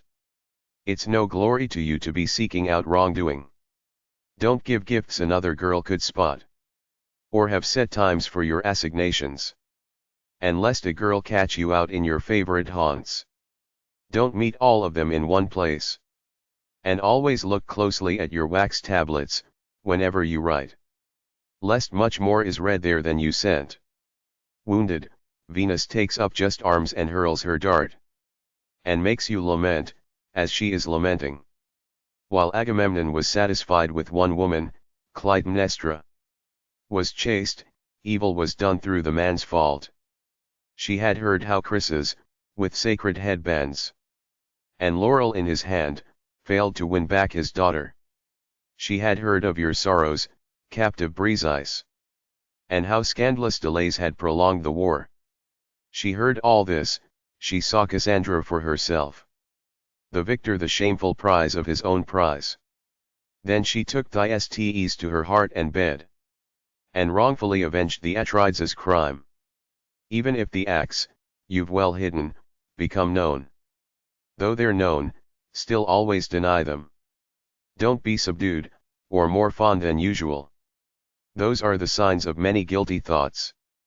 But don't forego sex, all peace is in that one thing. The act it is that disproves a prior union. Book 2 Part 12, Aphrodisiacs. There are those who prescribe eating a dish of savory. A noxious herb, my judgment is its poisonous. Or mix pepper with the seeds of stinging nettles. Or crush yellow chamomile in well-aged wine. But the goddess who holds high Eryx, beneath the shaded hill, doesn't force you to suffer like this for her delights. White onions brought from Megara, Alcathouse's city. And rocket, herba salax, the kind that comes from gardens. Eat those and eggs, eat honey from Hymettus. And seeds from the cones of sharp-needled pines. Book 2 Part 13, Stir her jealousy. Wise Erato, why turn to magic arts? My chariot's scraping the inside post. You who just hid your crimes on my advice. Change course and on my advice reveal your secrets. I'm not guilty of fickleness, the curved prow is not always blown onwards by the same wind. Now we run to a Thracian northerly, and easterly now. Sometimes a west wind fills our sails, sometimes a south. Look how the charioteer now slacks the reins. Then skillfully restrains the galloping team. There are those who don't like being served with shy kindness, while love fades if there's no rival around. Generally heads are swollen with success. It's not easy to be content with the good times.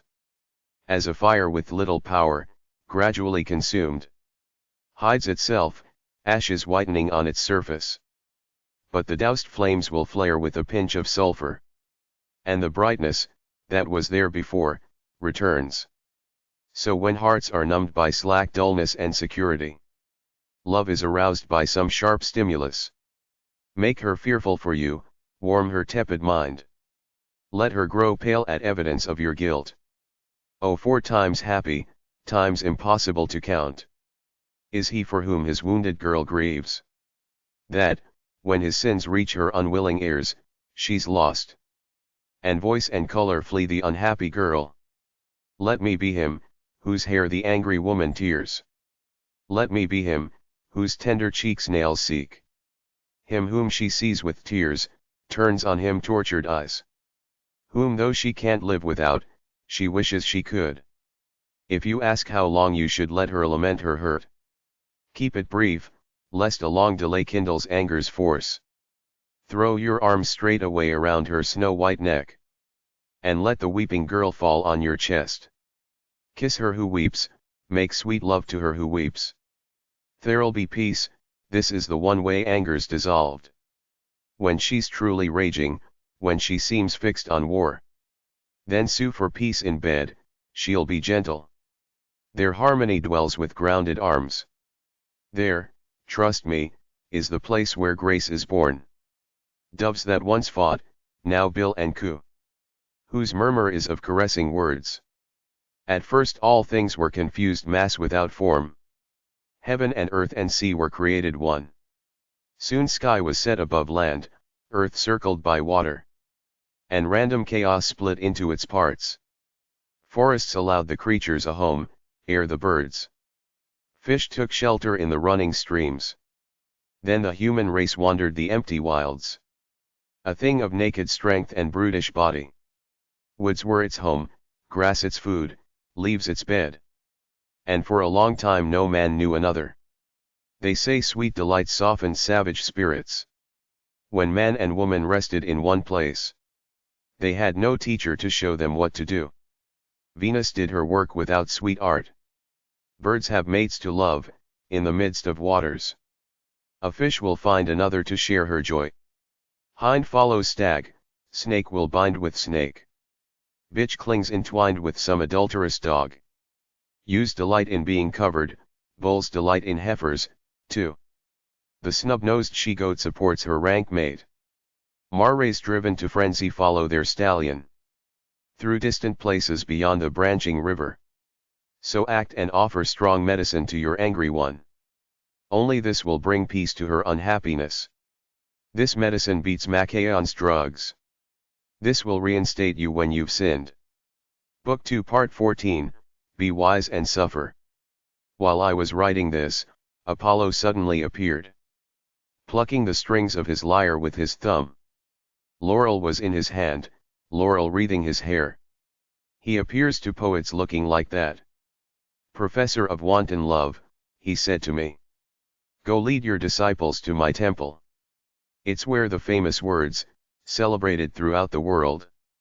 Command everyone to know yourself. He alone will be wise, who's well known to himself, and carries out each work that suits his powers. Whom nature's given beauty, let it be seen by her. Whose skin is lustrous, lie there often with bare shoulders. Who delights by talking, avoid taciturn silence. Who sings with art, then sing, who drinks with art, then drink. But the eloquent should never declaim mid-speech, nor the crazy poet ever read his poems. So Phoebus warned, take note of Phoebus's warning. Truth's surely on the sacred lips of that god. To bring us back to earth, who loves wisely wins. And by my skill will bring off what he seeks. It's not often the furrow repays the loan with interest. Not often the winds aid the boat in trouble. What delights a lover is little, what pains him more. Many sufferings declare themselves to his heart.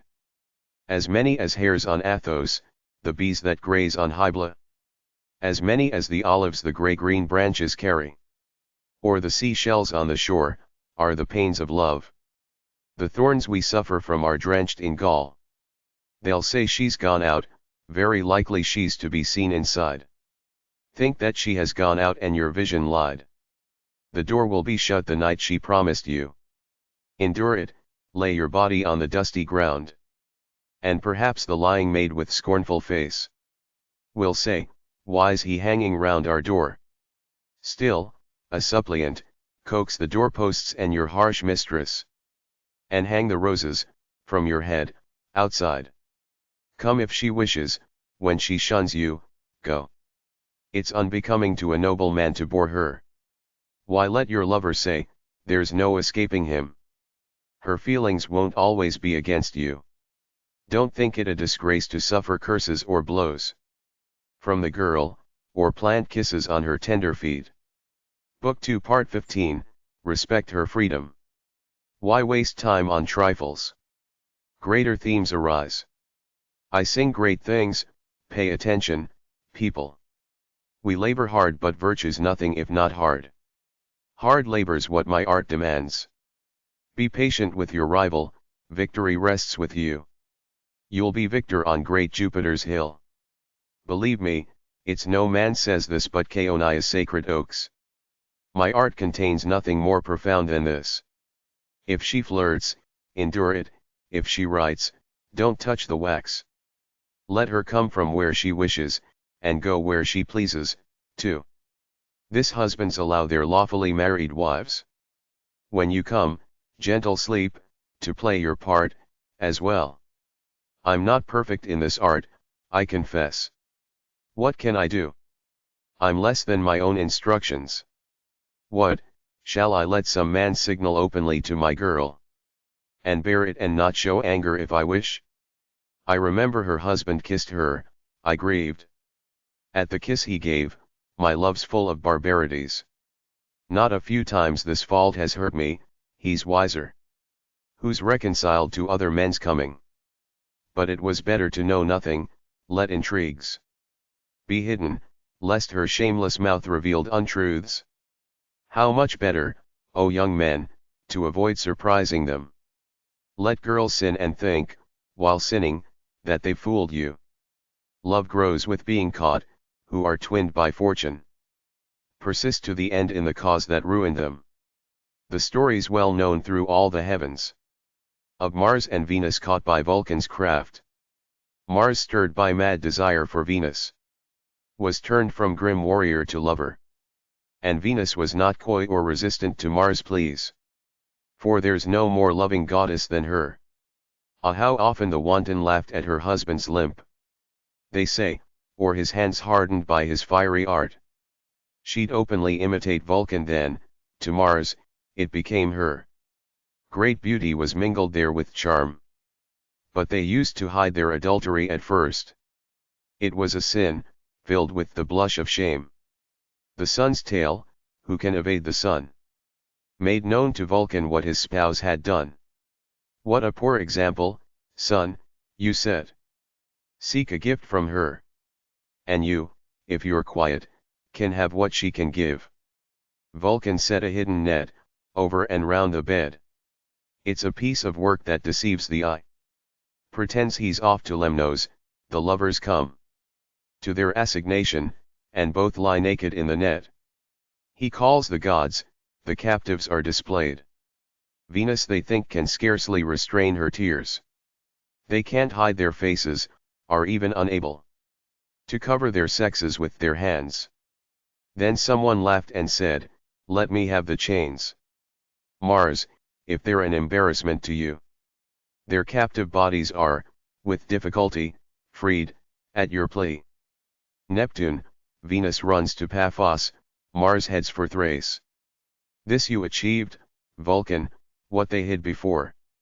Now all shame is gone, they indulge in freely.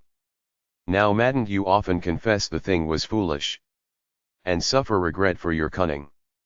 It's forbidden you, Venus once strict forbids. Traps to be set, like the one that she endured. Lay out no snares for rivals, don't intercept those secret handwritten messages. Let husbands trap them, if they think they indeed need trapping. Husbands to whom the ceremony of fire and water gives the right. Look, I swear again, there's nothing here except what's played within the law, no virtuous woman's caught up in my jests. Book 2 Part 16, Keep it secret. Who'd dare reveal to the impious the secret rites of Ceres? Or uncover the high mysteries of Samothrace? There's little virtue in keeping silent. But speaking of what's kept secret's a heinous crime. Oh, it's good if that babbler Tantalus, clutching at fruit in vain, thirsts in the very middle of the waters. Venus, above all, orders you to be silent about her rites. I warn you, let no idle chatterers come near her. Though the mysteries of Venus are not buried in a box, nor echo in the wide air to the clash of cymbals, but are busily enjoyed so, by us all, they still wish to be concealed among us. Venus, herself, when she takes off her clothes, covers her sex with the half-turned palm of her left hand. Beasts couple indiscriminately in full view, from this sight. Girls of course turn aside their faces, too. Bedrooms and locked doors suit our intrigues. And shameful things are hidden under the sheets. And if not darkness, we seek some veiling shadow. And something less exposed than the light of day. Even back then, when roofs kept out neither rain nor sun, and the oak tree provided food and shelter, pleasure was had in woods and caves, not under the heavens. Such care the native peoples had for their modesty.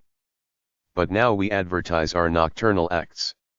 And nothing's bought if it can't be boasted of. No doubt you'll look out every girl, whatever to say to whom you please, she too was mine. And there'll be no lack of those you can point out.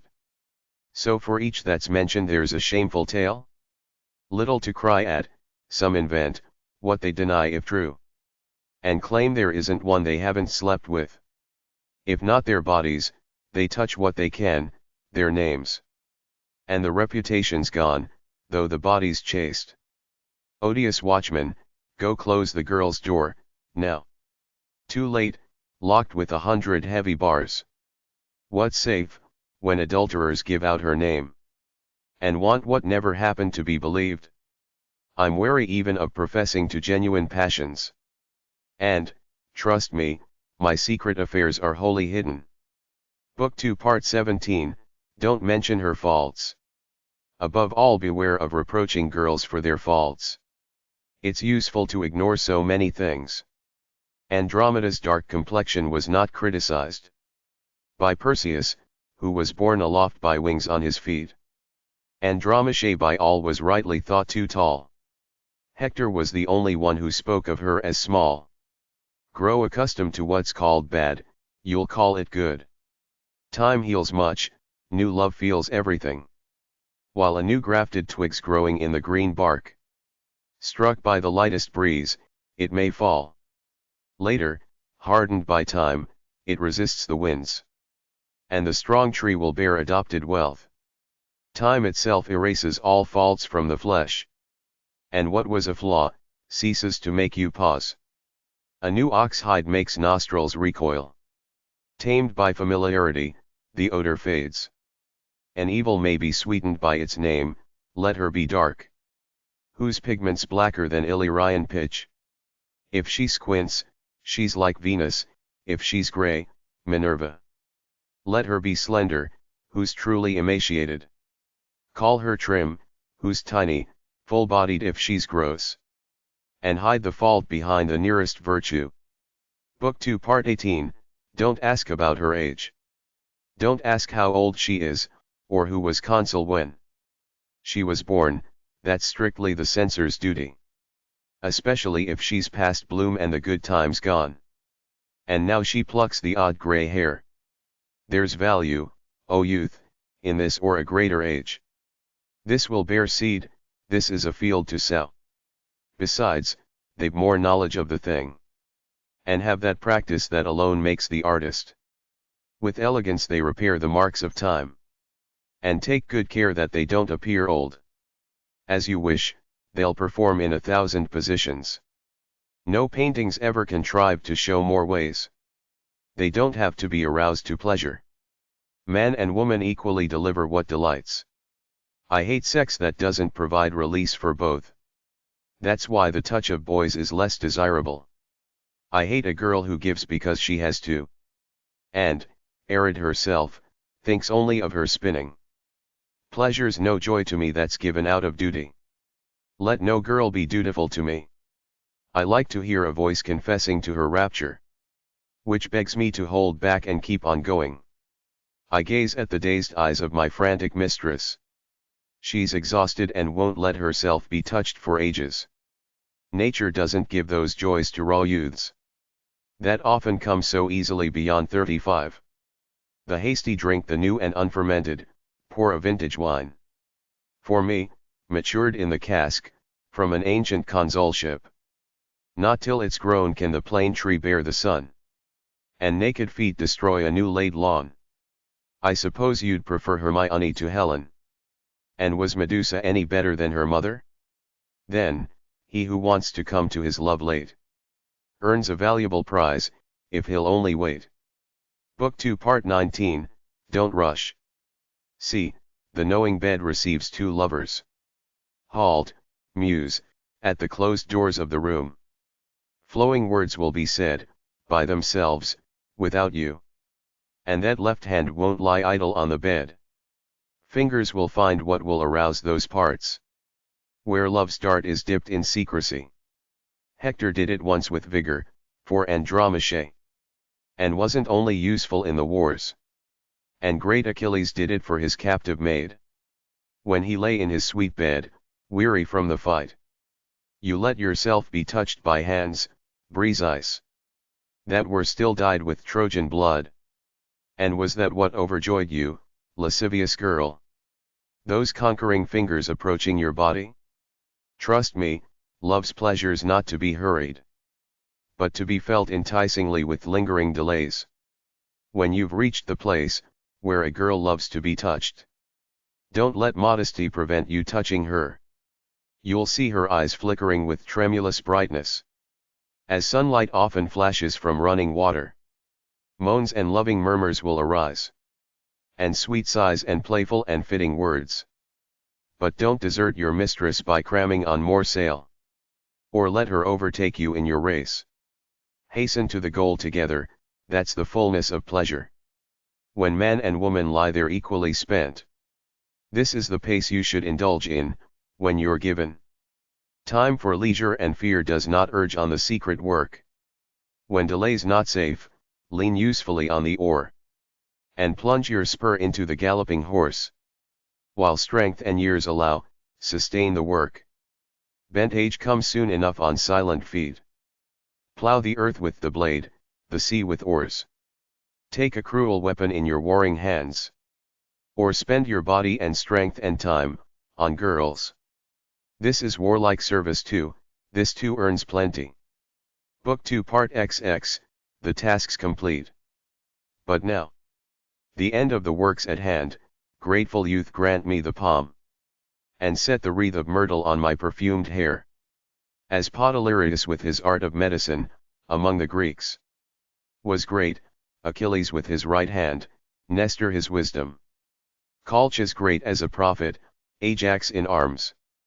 Automedon as a charioteer, so am I in love. Celebrate me as a poet, men, speak my praises. Let my name be sung throughout the world. I've given you weapons, Vulcan gave Achilles his. Excel with the gifts you're given, as he excelled. But whoever overcomes an Amazon with my sword. Right on the spoils Ovid was my master. Behold, you tender girls ask for rules for yourselves. Well, yours then will be the next task for my pen. End of Book 2. Book 3. Book 3 Part I, it's time to teach you girls. I've given the Greeks arms, against Amazons, arms remain. To give to you Penthesilea and your Amazon troop. Go equal to the fight, let them win, those who are favored. By Venus and her boy, who flies through all the world. It's not fair for armed men to battle with naked girls. That would be shameful, men, even if you win. Someone will say, why add venom to the snake? And betray the sheepfold to the rabid she-wolf. Beware of loading the crime of the many onto the few. Let the merits of each separate girl be seen. Though Menelaus has Helen and Agamemnon, has Clytemnestra, her sister, to charge with crime. Though Amphiaraus and his horses too, came living to the Styx. Through the wickedness of Eriphyle, Penelope was faithful to her husband for all 10 years. Of his waging war and his 10 years wandering. Think of Pertesilos and Laodamia, who they say followed her marriage partner, died before her time. Alcestis, his wife, redeemed Admetus's life with her own. The wife, for the man, was born to the husband's funeral. Capaneus, receive me. Let us mingle our ashes. Evadne cried and leapt into the flames. Virtue herself is named and worshipped as a woman too. It's no wonder that she delights her followers. Yet their aims are not required for my art. Smaller sails are suited to my boat. Only playful passions will be learned from me. I'll teach girls the ways of being loved. Women don't brandish flames or cruel bows. I rarely see men harmed by their weapons. Men often cheat, it's seldom tender girls. And, if you check, they're rarely accused of fraud. Falsely, Jason left Medea, already a mother. He took another bride to himself. As far as you knew, Theseus, the seabirds fed on Ariadne. Left all by herself on an unknown island. Ask why one road's called 9 times and hear how the woods, weeping, shed their leaves for Phyllis. Though he might be famed for piety, Aeneas, your guest, supplied the sword, Dido, and the reason for your death. What destroyed you all, I ask? Not knowing how to love. Your art was lacking, love lasts long through art. You still might lack it now, but, before my eyes, stood Venus herself and ordered me to teach you. She said to me, then, what have the poor girls done? An unarmed crowd betrayed to well-armed men? 2 books of their tricks have been composed. Let this lot too be instructed by your warnings. Stesichorus, who spoke against Helen's unchastity, soon sang her praises in a happier key.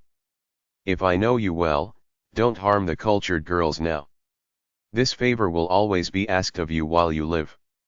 She spoke and she gave me a leaf and a few myrtle berries, since her hair was crowned with myrtle.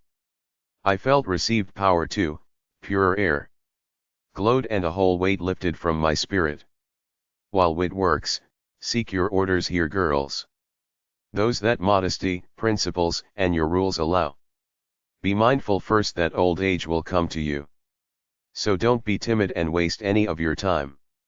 Have fun while it's allowed, while your years are in their prime. The years go by like flowing waters.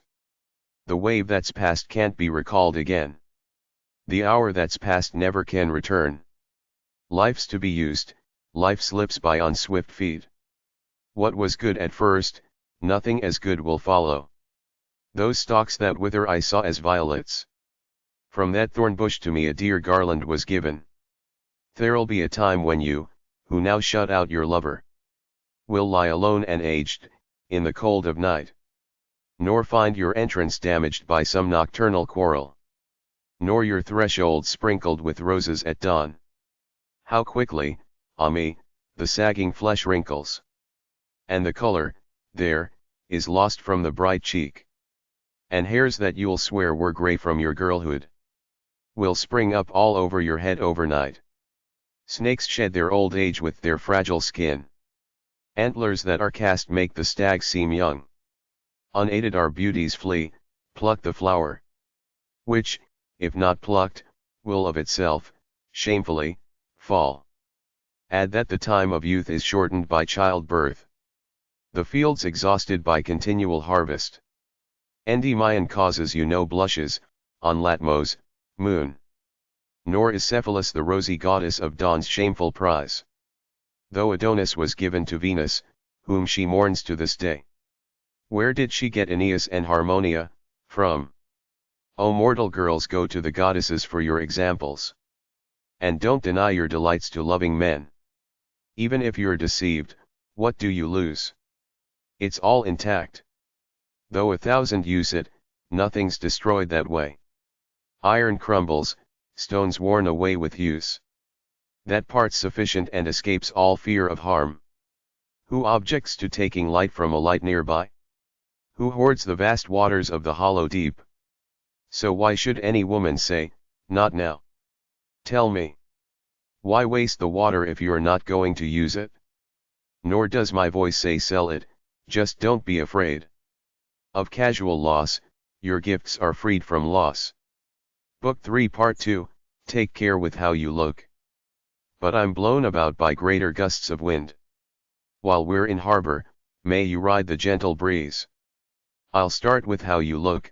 Good wine comes from vines that are looked after, tall crops stand in cultivated soil. Beauty's a gift of the gods, how many can boast it? The larger number among you lack such gifts. Taking pains brings beauty, beauty neglected dies. Even though it's like that of Venus, the Idalian goddess. If girls of old didn't cultivate their bodies in that way, well, they had no cultivated men in those days. If Andromache was dressed in healthy clothes, what wonder? Her husband was a rough soldier? Do you suppose Ajax's wife would come to him all smart? When his outer layer was 7 hides of an ox? There was crude simplicity before, now Rome is golden. And owns the vast wealth of the conquered world. Look what the capital is now and what it was. You'd say it belonged to a different Jove. The Senate House, now worthy of such debates, was made of wattle when Tatius held the kingship. Where the Palatine now gleams with Apollo and our leaders. What was that but pasture for ploughmen's oxen? Others may delight in ancient times, I congratulate myself on having been born just now. This age suits my nature. Not because stubborn golds mined now from the earth, or choice shells come to us from farthest shores, nor because mountains shrink as marbles quarried, or because blue waters retreat from the pears, but because civilization's here and no crudity remains in our age, that survives from our ancient ancestors. You too shouldn't weight your heirs with costly stones that dusky India gathers in its green waters, nor show yourself in stiff clothes sewn with gold. Wealth which you court us with, often makes us flee. Book 3 Part 3, Taste and Elegance in Hair and Dress. We're captivated by elegance, don't ignore your hair. Beauty's granted or denied by a hand's touch. There isn't only one style, choose what suits each one. And consult your mirror in advance. An oval-shaped head suggests a plain parting. That's how Laodamia arranged her hair. A round face asks for a small knot on the top, leaving the forehead free, showing the ears. One girl should throw her hair over both shoulders, like Phoebus when he takes up the lyre to sing. Another tied up behind, in Diana's usual style. When, skirts tucked up, she seeks the frightened quarry. Blown tresses suit this girl, loosely scattered. That one's encircled by tight-bound hair. This one delights in being adorned by tortoise shell from Selene. That one presents a likeness to the curves of a wave. But you'll no more number the acorns on oak branches, or bees on Hybla, wild beasts on alpine mountains, than I can possibly count so many fashions. Every new day adds another new style. And tangled hair suits many girls, often you'd think it's been hanging loose since yesterday, it's just combed. Art imitates chance, when Hercules, in captured Erchalia, saw Iole like that, he said, I love that girl. So you Bacchus, lifted forsaken Ariadne into your chariot, while the satyrs gave their cries. Oh, how kind nature is to your beauty! How many ways you have to repair the damage! We're sadly exposed, and our hair, snatched at by time, falls like the leaves stripped by the north wind. A woman dyes the gray with German herbs, and seeks a better color by their art. A woman shows herself in dense bought curls, instead of her own, pays cash for another's. No blushes shown, you can see them coming, openly, before the eyes of Hercules and the Virgin Muses choir. What to say about dress? Don't ask for brocade, or wools dyed purple with Tyrian murex.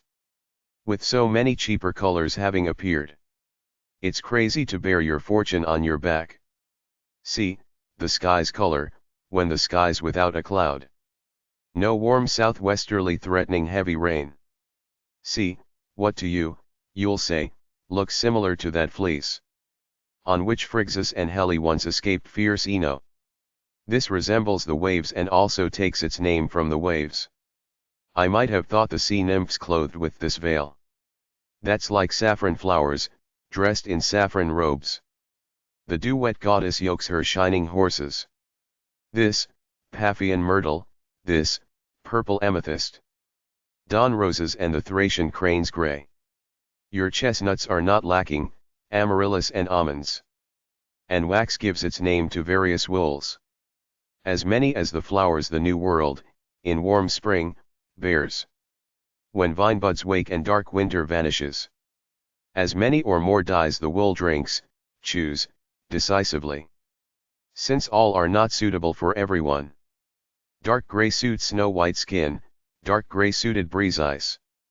When she was carried off, then she also wore dark gray. White suits the dark, you looked pleasing, Andromeda, in white. So dressed, the island of Seriphos was ruled by you. Book 3 Part 4, Make Up but in Private.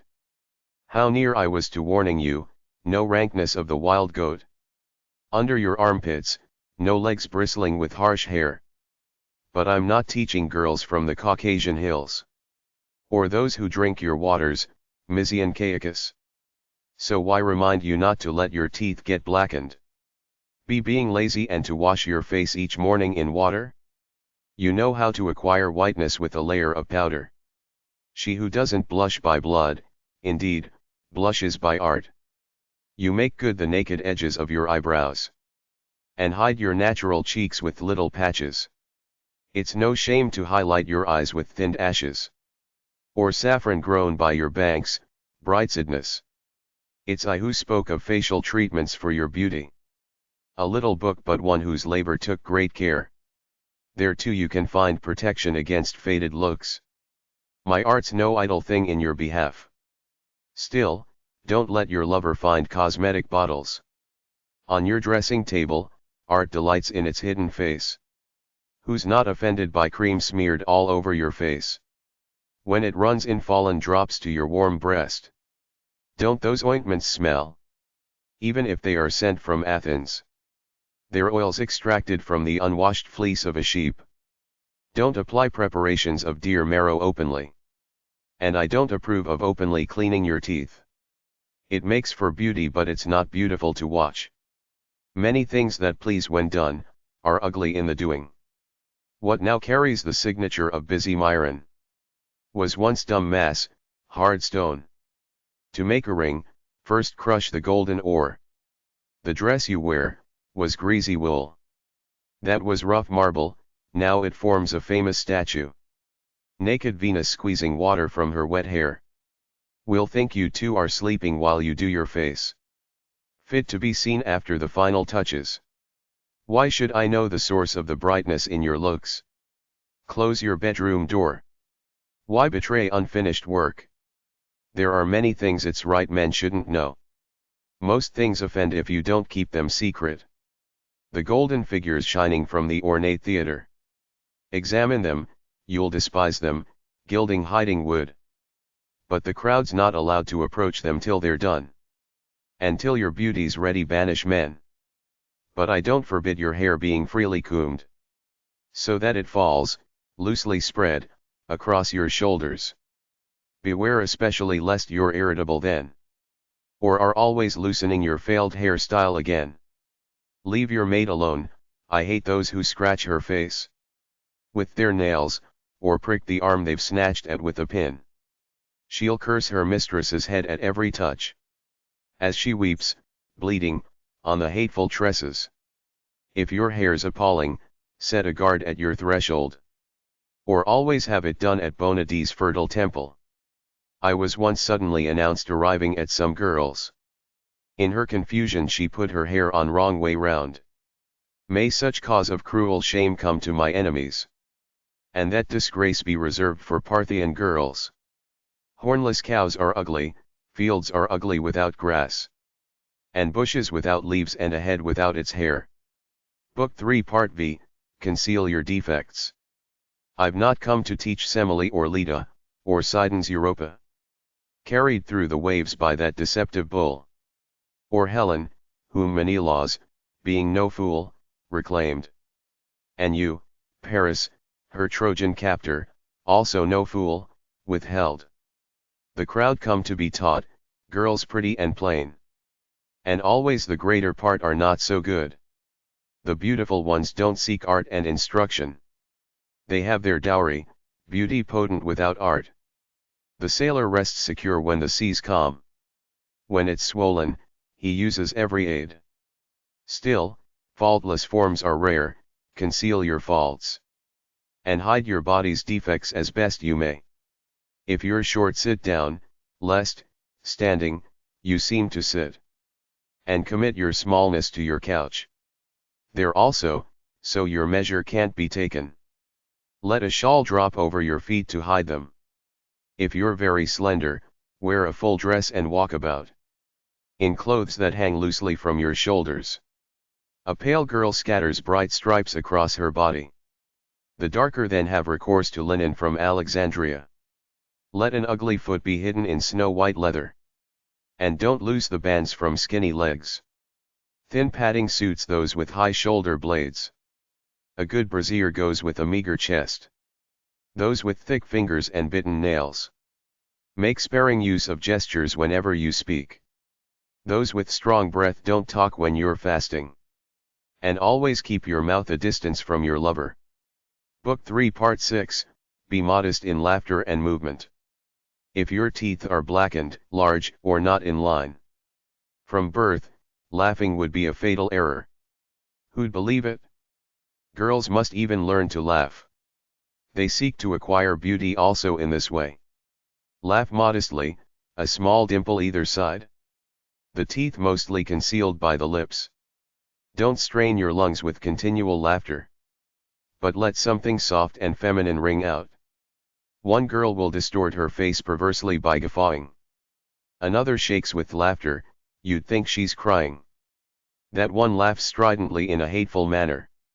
Like a mangy ass braying at the shameful mill. Where does art not penetrate? They're taught to cry. With propriety, they weep when and how they wish. Why? Aren't true words cheated by the voice? And tongues forced to make lisping sounds to order? Charms in a defect, they try to speak badly. They're taught, when they can speak, to speak less. Weigh all this with care, since it's for you. Learn to carry yourself in a feminine way. And not the least part of charm is in walking. It attracts men you don't know, or sends them running. One moves her hips with art, catches the breeze. With flowing robes and points her toes daintily. Another walks like the wife of a red-faced Umbrian. Feet wide apart and with huge paces. But there's measure here as in most things, both the rustic's stride and the more affected step should be foregone. Still, let the parts of your lower shoulder and upper arm on the left side be naked, to be admired. That suits you pale-skinned girls especially, when I see it. I want to kiss your shoulder, as far as it's shown. Book 3 Part 7, Learn music and read the poets. The sirens were sea monsters, who, with singing voice, could restrain a ship's course as they wished. Ulysses, your body nearly melted hearing them, while the wax filled your companion's ears. Song is a thing of grace, girls, learn to sing. For many your voice is a better procuress than your looks. And repeat what you just heard in the Marble Theatre. And the latest songs played in the Egyptian style. No woman taught under my control should fail to know how to hold her lyre with the left hand, the plectrum with her right. Thracian Orpheus, with his lute, moved animals and stones. And Tartarus's lake and Cerberus, the triple-headed hound. At your song, Amphion, just avenger of your mother. The stones obligingly made Thebes's new walls. Though dumb, a dolphin's thought to have responded to a human voice, as the tale of Arian's lyre noted. And learned to sweep both hands across the genial harp. That too is suitable for our sweet fun.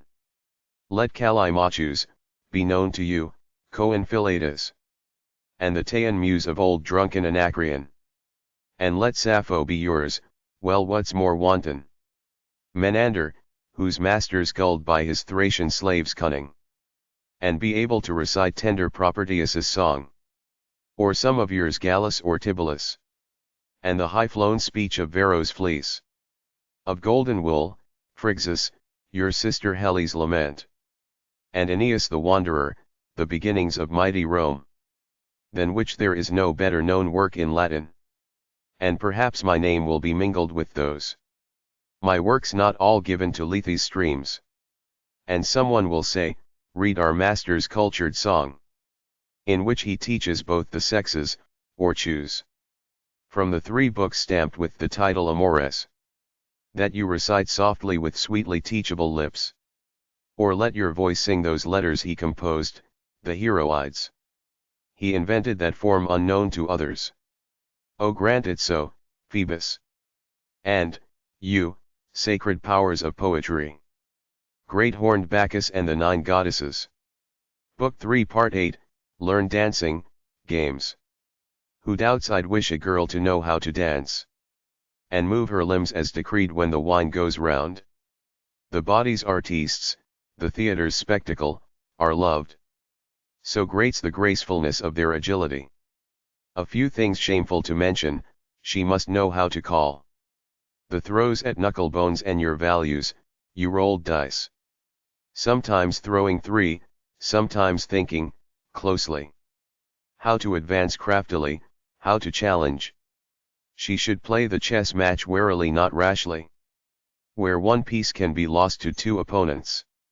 And a warrior wars without his companion who's been taken. And a rival often has to retrace the journey he began. Light spills should be poured from the open bag. Nor should a spill be disturbed unless she can raise it. There's a kind of game, the board squared off by as many lines. With precise calculation, as the fleeting year has months. A smaller board presents 3 stones each on either side. Where the winner will have made his line up together. There's 1,000 games to be had, it's shameful for a girl not to know how to play, playing often brings on love. But there's not much labor in knowing all the moves. There's much more work in keeping to your rules. We're reckless and revealed by eagerness itself. And in a game the naked heart's exposed. Anger enters, ugly mischief, desire for gain. Quarrels and fights and anxious pain. Accusations fly, the air echoes with shouts. And each calls on their outraged deities. There's no honor, they seek to cancel their debts at whim. And often I've seen cheeks wet with tears. Jupiter keep you free from all such vile reproaches. You who have any anxiety to please men. Book 3 Part 9, Be Seen Around. Idle nature has allotted these games to girls. Men have more opportunity to play. There's the swift ball, the javelin, and the hoop. And arms and horses made to go in a circle. You have no field of Mars, no ice-cold Aqua Virgo. You don't swim in the Tiber's calm waters. But it's fine to be seen out walking in the shade of Pompey's porch when your head's on fire with Virgo's heavenly horses. Visit the holy Palatine of laurel-wreathed Phoebus. He sank Cleopatra's galleys in the deep. The Arcades Livia, Caesar's wife, and his sister, Octavia, started. And his son-in-law Agrippa's, crowned with naval honors. Visit the incense-smoking altars of the Egyptian heifer. Visit the 3 theaters, take some conspicuous seat. Let the sand that's drenched with warm blood be seen. And the impetuous wheels rounding the turning post. What's hidden is unknown, nothing unknown's desired. There's no prize for a face that truly lacks a witness. Though you excel Tamaras and Amoebius in song. There's no great applause for an unknown liar. If Apelles of Kos had never sculpted Venus, she'd be hidden, sunk beneath the waters. What do sacred poets seek but fame? It's the final goal of all our labors. Poets were once the concern of gods and kings. And the ancient chorus earned a big reward. A bard's dignity was inviolable, his name was honored. And he was often granted vast wealth. Ennius earned it, born in Calabria's hills. Buried next to you, great Scipio. Now the ivy wreaths lie without honor and the painful toil of the learned muses, in the night, has the name of idleness. But he's delighted to stay awake for fame, who'd know Homer? If his immortal work the Iliad were unknown? Who'd know of Danae, if she'd always been imprisoned? And lay hidden, an old woman, in her tower? Lovely girls, the crowd is useful to you. Often lift your feet above the threshold. The wolf shadows many sheep, to snatch just one. And Jupiter's eagle stoops on many birds. So too a lovely woman must let the people see her. And perhaps there'll be one among them she attracts. Keen to please she'll linger in all those places. And apply her whole mind to caring for her beauty. Chance rules everywhere, always dangle your bait. The fish will lurk in the least likely pool. Often hounds wander the wooded hills in vain. And the deer, undriven, walks into the net. What was less hoped for by Andromeda, in chains, than that her tears could please anyone? Often a lover's found at a husband's funeral, walking with loosened hair and unchecked weeping suits you. Book 3 Part X, Beware of false lovers. Avoid those men who profess to looks and culture. Who keep their hair carefully in place. What they tell you they've told 1,000 girls. Their love wanders and lingers in no one place. Woman, what can you do with a man more delicate than you? And one perhaps who has more lovers too? You'll scarcely credit it, but credit this, Troy would remain. If Cassandra's warnings had been heeded. Some will attack you with a lying pretense of love. And through that opening seek a shameful gain. But don't be tricked by hair gleaming with liquid nard. Or short tongues pressed into their creases. Don't be ensnared by a toga of finest threads. Or that there's a ring on every finger. Perhaps the best dressed among them all's a thief. And burns with love of your finery. Give it me back, the girl who's robbed will often cry. Give it me back, at the top of her voice in the cattle market. Venus, from your temple, all glittering with gold. You calmly watch the quarrel and you, Appian nymphs. There are names known for a certain sort of reputation too. They're guilty of deceiving many lovers. Learn from others' grief to fear your own. Don't let the door be open to lying men. Athenian girls, beware of trusting Theseus's oaths. Those gods he calls to witness, he's called on before. And you, Demophon, heir to Theseus's crimes. No honor remains to you, with Phyllis left behind. If they promise truly, promise in as many words. And if they give, you give the joys that were agreed. She might as well put out the sleepless Vestal's fire. And snatch the holy relics from your temple, Ino. And give her man hemlock and monkshood crushed together. As deny him sex if she's received his gifts. Book 3 Part 11, Take care with letters. Let me speak closer to the theme, hold the reins. Muses, don't smash the wheels with galloping. His letters written on firwood tablets test the waters. Make sure a suitable servant receives the message. Consider it, and read what, gathered from his own words, he said. And perhaps, from its intent, what he might anxiously be asking. And wait a little while before you answer, Waiting always arouses love, if it's only for a short time. But don't give in too easily to a young man's prayers. Nor yet deny him what he seeks out of cruelty. Make him fear and hope together, every time you write. Let hope seem more certain and fear grow less. Write elegantly, girls, but in neutral, ordinary words. An everyday sort of style pleases. Ah!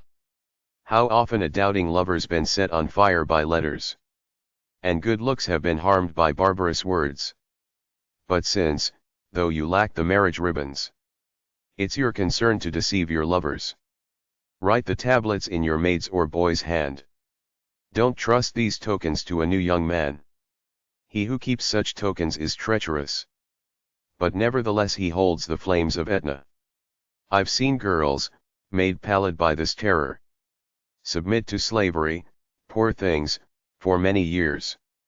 I judge that countering fraud with fraud's allowed. The law lets arms be wielded against arms. One form's used in exercising many hands. Ah! Perish those that give me reason for this warning. Don't write again on wax unless it's all been scraped. Lest the single tablet contain two hands. And always speak of your lover as female when you write. Let it be her in your letters, instead of him. Book 3 Part 12, Avoid the vices, favor the poets. If I might turn from lesser to greater things, and spread the full expanse of swelling sail, it's important to banish looks of anger from your face. Bright peace suits human beings, anger the wild beast. Anger swells the face, the veins darken with blood. The eyes flash more savagely than the Gorgons.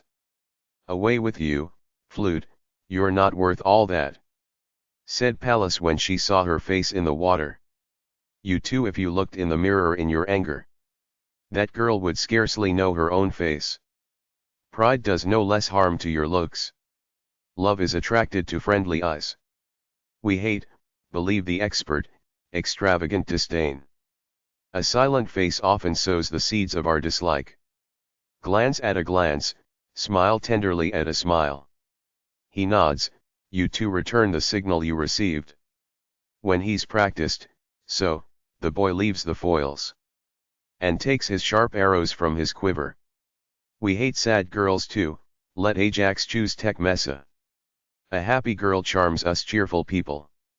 I'd never ask you, Andromache, or you, Tecmessa, while there's another lover for me than you. I find it hard to believe, though I'm forced to by your children, that you ever slept with your husbands. Do you suppose that gloomy wife ever said to Ajax, "Light of my life," or the words that usually delight a man? Who'll prevent me using great examples for little things? Why should we be afraid of the leader's name? Our good leader trusts those commanders with a squad, these with the cavalry, that man to guard the standard. You too should judge what each of us is good for, and place each one in his proper role. The rich give gifts, the lawyer appears as promised. Often he pleads a client's case that must be heard. We who make songs, can only send you songs. We are the choir here best suited above all to love. We can make beauties that please us widely known. Nemesis has a name and Cynthia has. You'll have heard of Lycoris from east to west. And many ask who Mycarina is. Add that guile is absent from the sacred poets. And our art too fashions our characters. Ambition and desire for possession don't touch us. The shady couch is cherished, the forum scorned. But we're easily caught, torn by powerful passions. And we know too well how to love with perfect faith. No doubt our minds are sweetened by gentle art. And our natures are consistent with our studies. Girls, be kind to the poets of Helicon. There's divinity in them and they're the muses' friends. There's a God in us and our dealings are with the heavens. This inspiration comes from ethereal heights. It's a sin to hope for gifts from the poet. Amen. No girl's afraid of that sin. Still hide it, don't look greedy at first sight. New love will balk when it sees the snare. Book 3 Part 13, Try Young and Older Lovers. No rider rules a horse that's lately known the reins with the same bit as one that's truly mastered. Nor will the same way serve to captivate the mind of mature years and of green youth. This raw recruit, first known of now in love's campaigns, who reaches your threshold, a fresh prize, must know you only, always cling to you alone. This crop must be surrounded by high hedges. Keep rivals away, you'll win while you hold just one. Love and power don't last long when they're shared. Your older warrior loves sensibly and wisely. Suffers much that the beginner won't endure. He won't break the door down, burn it with cruel fire, attack his mistress's tender cheeks with his nails, or rip apart his clothing or his girls. Nor will torn hair be a cause of tears. That suits hot boys, the time of strong desire. But he'll bear cruel wounds with calm mind. He burns, alas, with slow fires, like wet straw, like new-cut timber on the mountain height. This love's more sure, that's brief and more prolific. Snatch the swift fruits, that fly, in your hand. Book 3 Part 14, Use Jealousy and Fear. Let all be betrayed, I've unbarred the gates to the enemy. And let my loyalty be to treacherous betrayal. What's easily given nourishes love poorly. Mingle the odd rejection with welcome fun. Let him lie before the door, crying, cruel entrance. Pleading very humbly, threatening a lot too. We can't stand sweetness, bitterness renews our taste. Often a yacht sinks swamped by a favorable wind. This is what bitter wives can't endure. Their husbands can come to them when they wish. Add a closed door and a hard-mouthed janitor, saying, you can't, and love will touch you too. Drop the blunted foils now, fight with blades. No doubt I'll be attacked with my own weapons. Also when the lover you've just caught falls into the net, let him think that only he has access to your room. Later let him sense a rival, the bed's shared pact. Remove these arts and love grows old. The horse runs swiftly from the starting gate. When he has others to pass and others follow. Wrongs relight the dying fires, as you wish. See, I confess, I don't love unless I'm hurt. Still, don't give cause for grief, excessively. Let the anxious man suspect it, rather than know. Stir him with a dismal watchman, fictitiously set to guard you. And the excessively irksome care of a harsh husband. Pleasure that comes with safety's less enjoyable. Though you're freer than ties, pretend fear. Though the door's easier, let him in at the window. And show signs of fear on your face. A clever maid should leap up and cry, we're lost. You, hide the trembling youth in any hole. Still safe loving should be mixed with fright. Lest he consider you hardly worth a night. Book 3 Part 15, Play Cloak and Dagger. I nearly forgot the skillful ways by which you can elude a husband, or a vigilant guardian. Let the bride fear her husband, to guard a wife is right. It's fitting, it's decreed by law, the courts and modesty. But for you to be guarded, scarcely released from prison. Who could bear it? Adhere to my religion and deceive. Though as many eyes as Argus owned observe you, you'll deceive them, if only your will is firm. How can a guard make sure that you can't write? When you're given all that time to spend washing. When a knowing maid can carry letters you've penned, concealed in the deep curves of her warm breasts. When she can hide papers fastened to her calf, or bear charming notes tied beneath her feet. The guard's on the lookout for that, your go-between. Offers her back as paper and takes your words on her flesh. Also a letter's safe and deceives the eye, written with fresh milk. You read it by scattering it with crushed ashes. And those traced out with a point wetted with linseed oil. So that the empty tablet carries secret messages. Acrisius took care to imprison his daughter, Danae. But she still made him a grandfather by her sin. What good's a guard, with so many theaters in the city? When she's free to gaze at horses paired together. When she sits occupied with the Egyptian heifer's sistrum. and goes where male companions cannot go.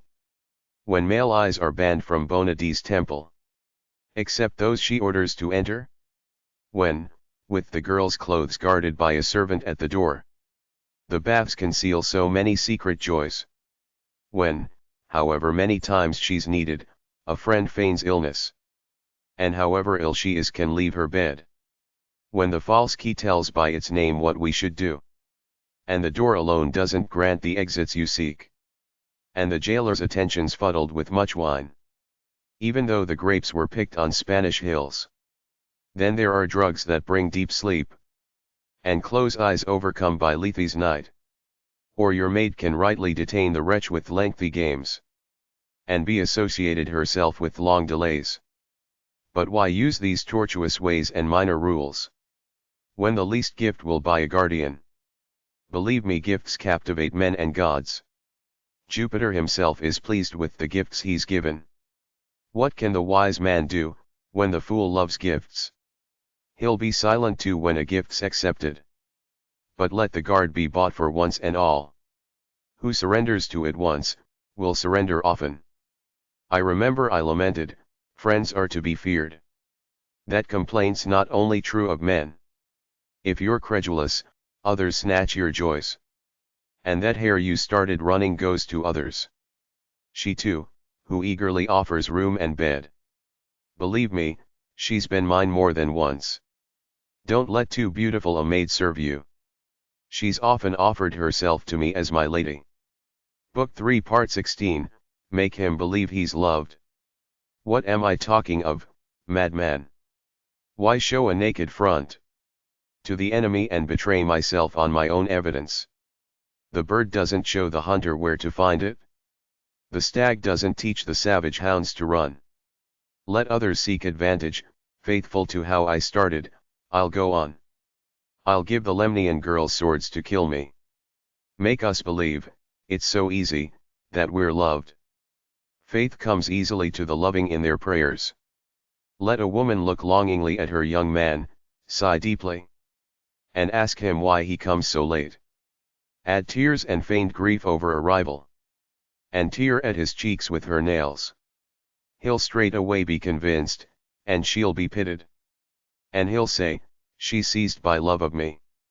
Especially if he's cultured, pleased with his mirror. He'll believe he could touch the goddesses with love. But you, whatever wrong occurs, be lightly troubled. Nor in poor spirits if you hear of a rival. Don't believe too quickly, how quick belief can wound. Procris should be an example to you. There's a sacred fountain and sweet green turfed ground, near to the bright slopes of flowered Hymettus. The low woods form a grove, strawberry trees touch the grass. It smells of rosemary, bay and black myrtle. There's no lack of foliage, dense box and fragile tamarisk, nor fine clover and cultivated pine. The many kinds of leaves and grass heads tremble at the touch of light winds and refreshing breezes. The quiet pleased Cephalus, leaving men and dogs behind. The weary youth often settled on this spot. Come, fickle breeze, Aura, who cools my heat. He used to sing, be welcome to my breast. Some officious person, evilly remembering what he'd heard, brought it to the wife's fearful hearing. Procris, as she took the name Aura to be some rival, fainted and was suddenly dumb with grief. She grew pale, as the leaves of choice vine stalks grow pale, wounded by an early winter, or ripe quinces arching on their branches, or cornelian cherries not yet fit for us to eat. As her breath returned, she tore the thin clothing from her breast, and scratched at her innocent cheeks with her nails. Then she fled quickly, frenzied, down the ways, hair flowing, like a maenad roused by the thyrsus. As she came near, she left her companions in the valley. Bravely herself entered the grove, in secret, on silent feet. What was in your mind, when you hid there so foolishly? Procris. What ardor, in your terrified heart? Did you think she'd come soon, Aura, whoever she was, and her infamy be visible to your eyes? Now regretting that you came, not wishing to surprise them. Now pleased, doubting love twists at your heart. The place, the name, the witness, command belief. And the mind always thinks what it fears is true. She saw signs that a body had pressed down the grass. Her chest throbbed, quivering with its anxious heart. Now noon had contracted the thin shadows. And dawn and twilight were parted equally. Behold, Cephalus, Hermes' child, returned to the wood. And plunged his burning face in the fountain's water. You hid, Procris, anxiously, he lay down as usual on the grass. And cried, Come you zephyrs, you sweet air, Aura. As her joyous error in the name came to the miserable girl, her wits and the true color of her face returned. She rose and with agitated body moved the opposing leaves. A wife running to her husband's arms. He, sure a wild beast moved, leapt youthfully to his feet, grasping his spear in his right hand. What are you doing, unhappy man? That's no creature. Hold back your throw. Alas, your girl's pierced by your spear. She called out, Ame. You pierced a loving heart. That part always takes its wound from Cephalus. I die before my time but not wounded by a rival. That will ensure you, earth, lie lightly on me. Now my spirit departs into that air with its deceptive name. I pass, I go, dear hand, close my eyes. He held the body of his dying lady on his sad breast, and bathed the cruel wound with his tears. She died and her breath, passing little by little from her rash breast, was caught on her sad lover's lips. Book 3 Part 17, Watch how you eat and drink. But to resume the work, bear facts for me, so that my weary vessel can reach harbor. You're anxiously expecting, while I lead you to dinner, that you can even ask for my advice thereto. Come late and come upon us charmingly in the lamplight. You'll come with pleasing delay, delay's a grand seductress. Even if you're plain, with drink you'll seem beautiful. And night itself grants concealment to your failings. Take the food daintily, how you eat does matter. Don't smear your face all over with a greasy hand. Don't eat before at home but stop before you're full. Be a little less eager than you can be. If Paris, Priam's son, saw Helen eating greedily, he'd detest it and say, mine's a foolish prize. It's more fitting and it suits girls more, to drink. Bacchus, you don't go badly with Venus's boy. So long as the head holds out and the mind and feet stand firm, and you don't see two of what's only one. Shameful a woman lying there, drenched with too much wine. She's worthy of sleeping with anyone who'll have her. And it's not safe to fall asleep at table. Many shameful things usually happen in sleep. Book 3 Part 18, And so to bed. To have been taught more is shameful, but kindly Venus said, what's shameful is my particular concern. Let each girl know herself, adopt a reliable posture. For her body, one layout's not suitable for all. She who's known for her face, lie there face upwards. Let her back be seen, she whose back delights. Milanion bore Atlanta's legs on his shoulders. If they're good looking, that mode's acceptable. Let the small be carried by a horse, Andromache. His Theban bride, was too tall to straddle Hector's horse. Let a woman noted for her length of body press the bed with her knees, arch her neck slightly. She who has youthful thighs and faultless breasts. The man might stand, she spread, with her body downwards. Don't think it shameful to loosen your hair, like a maid, and throw back your head with its flowing tresses. You too, whom Lucina's marked with childbirth's wrinkles. Like the swift child of Parthia, turn your mount around. There's 1,000 ways to do it, simple and least effort is just to lie there half turned on your right side. But neither Phoebus's tripods nor Ammon's horn shall sing greater truths to you than my muse. If you trust art's promise, that I've long employed, My songs will offer you their promise.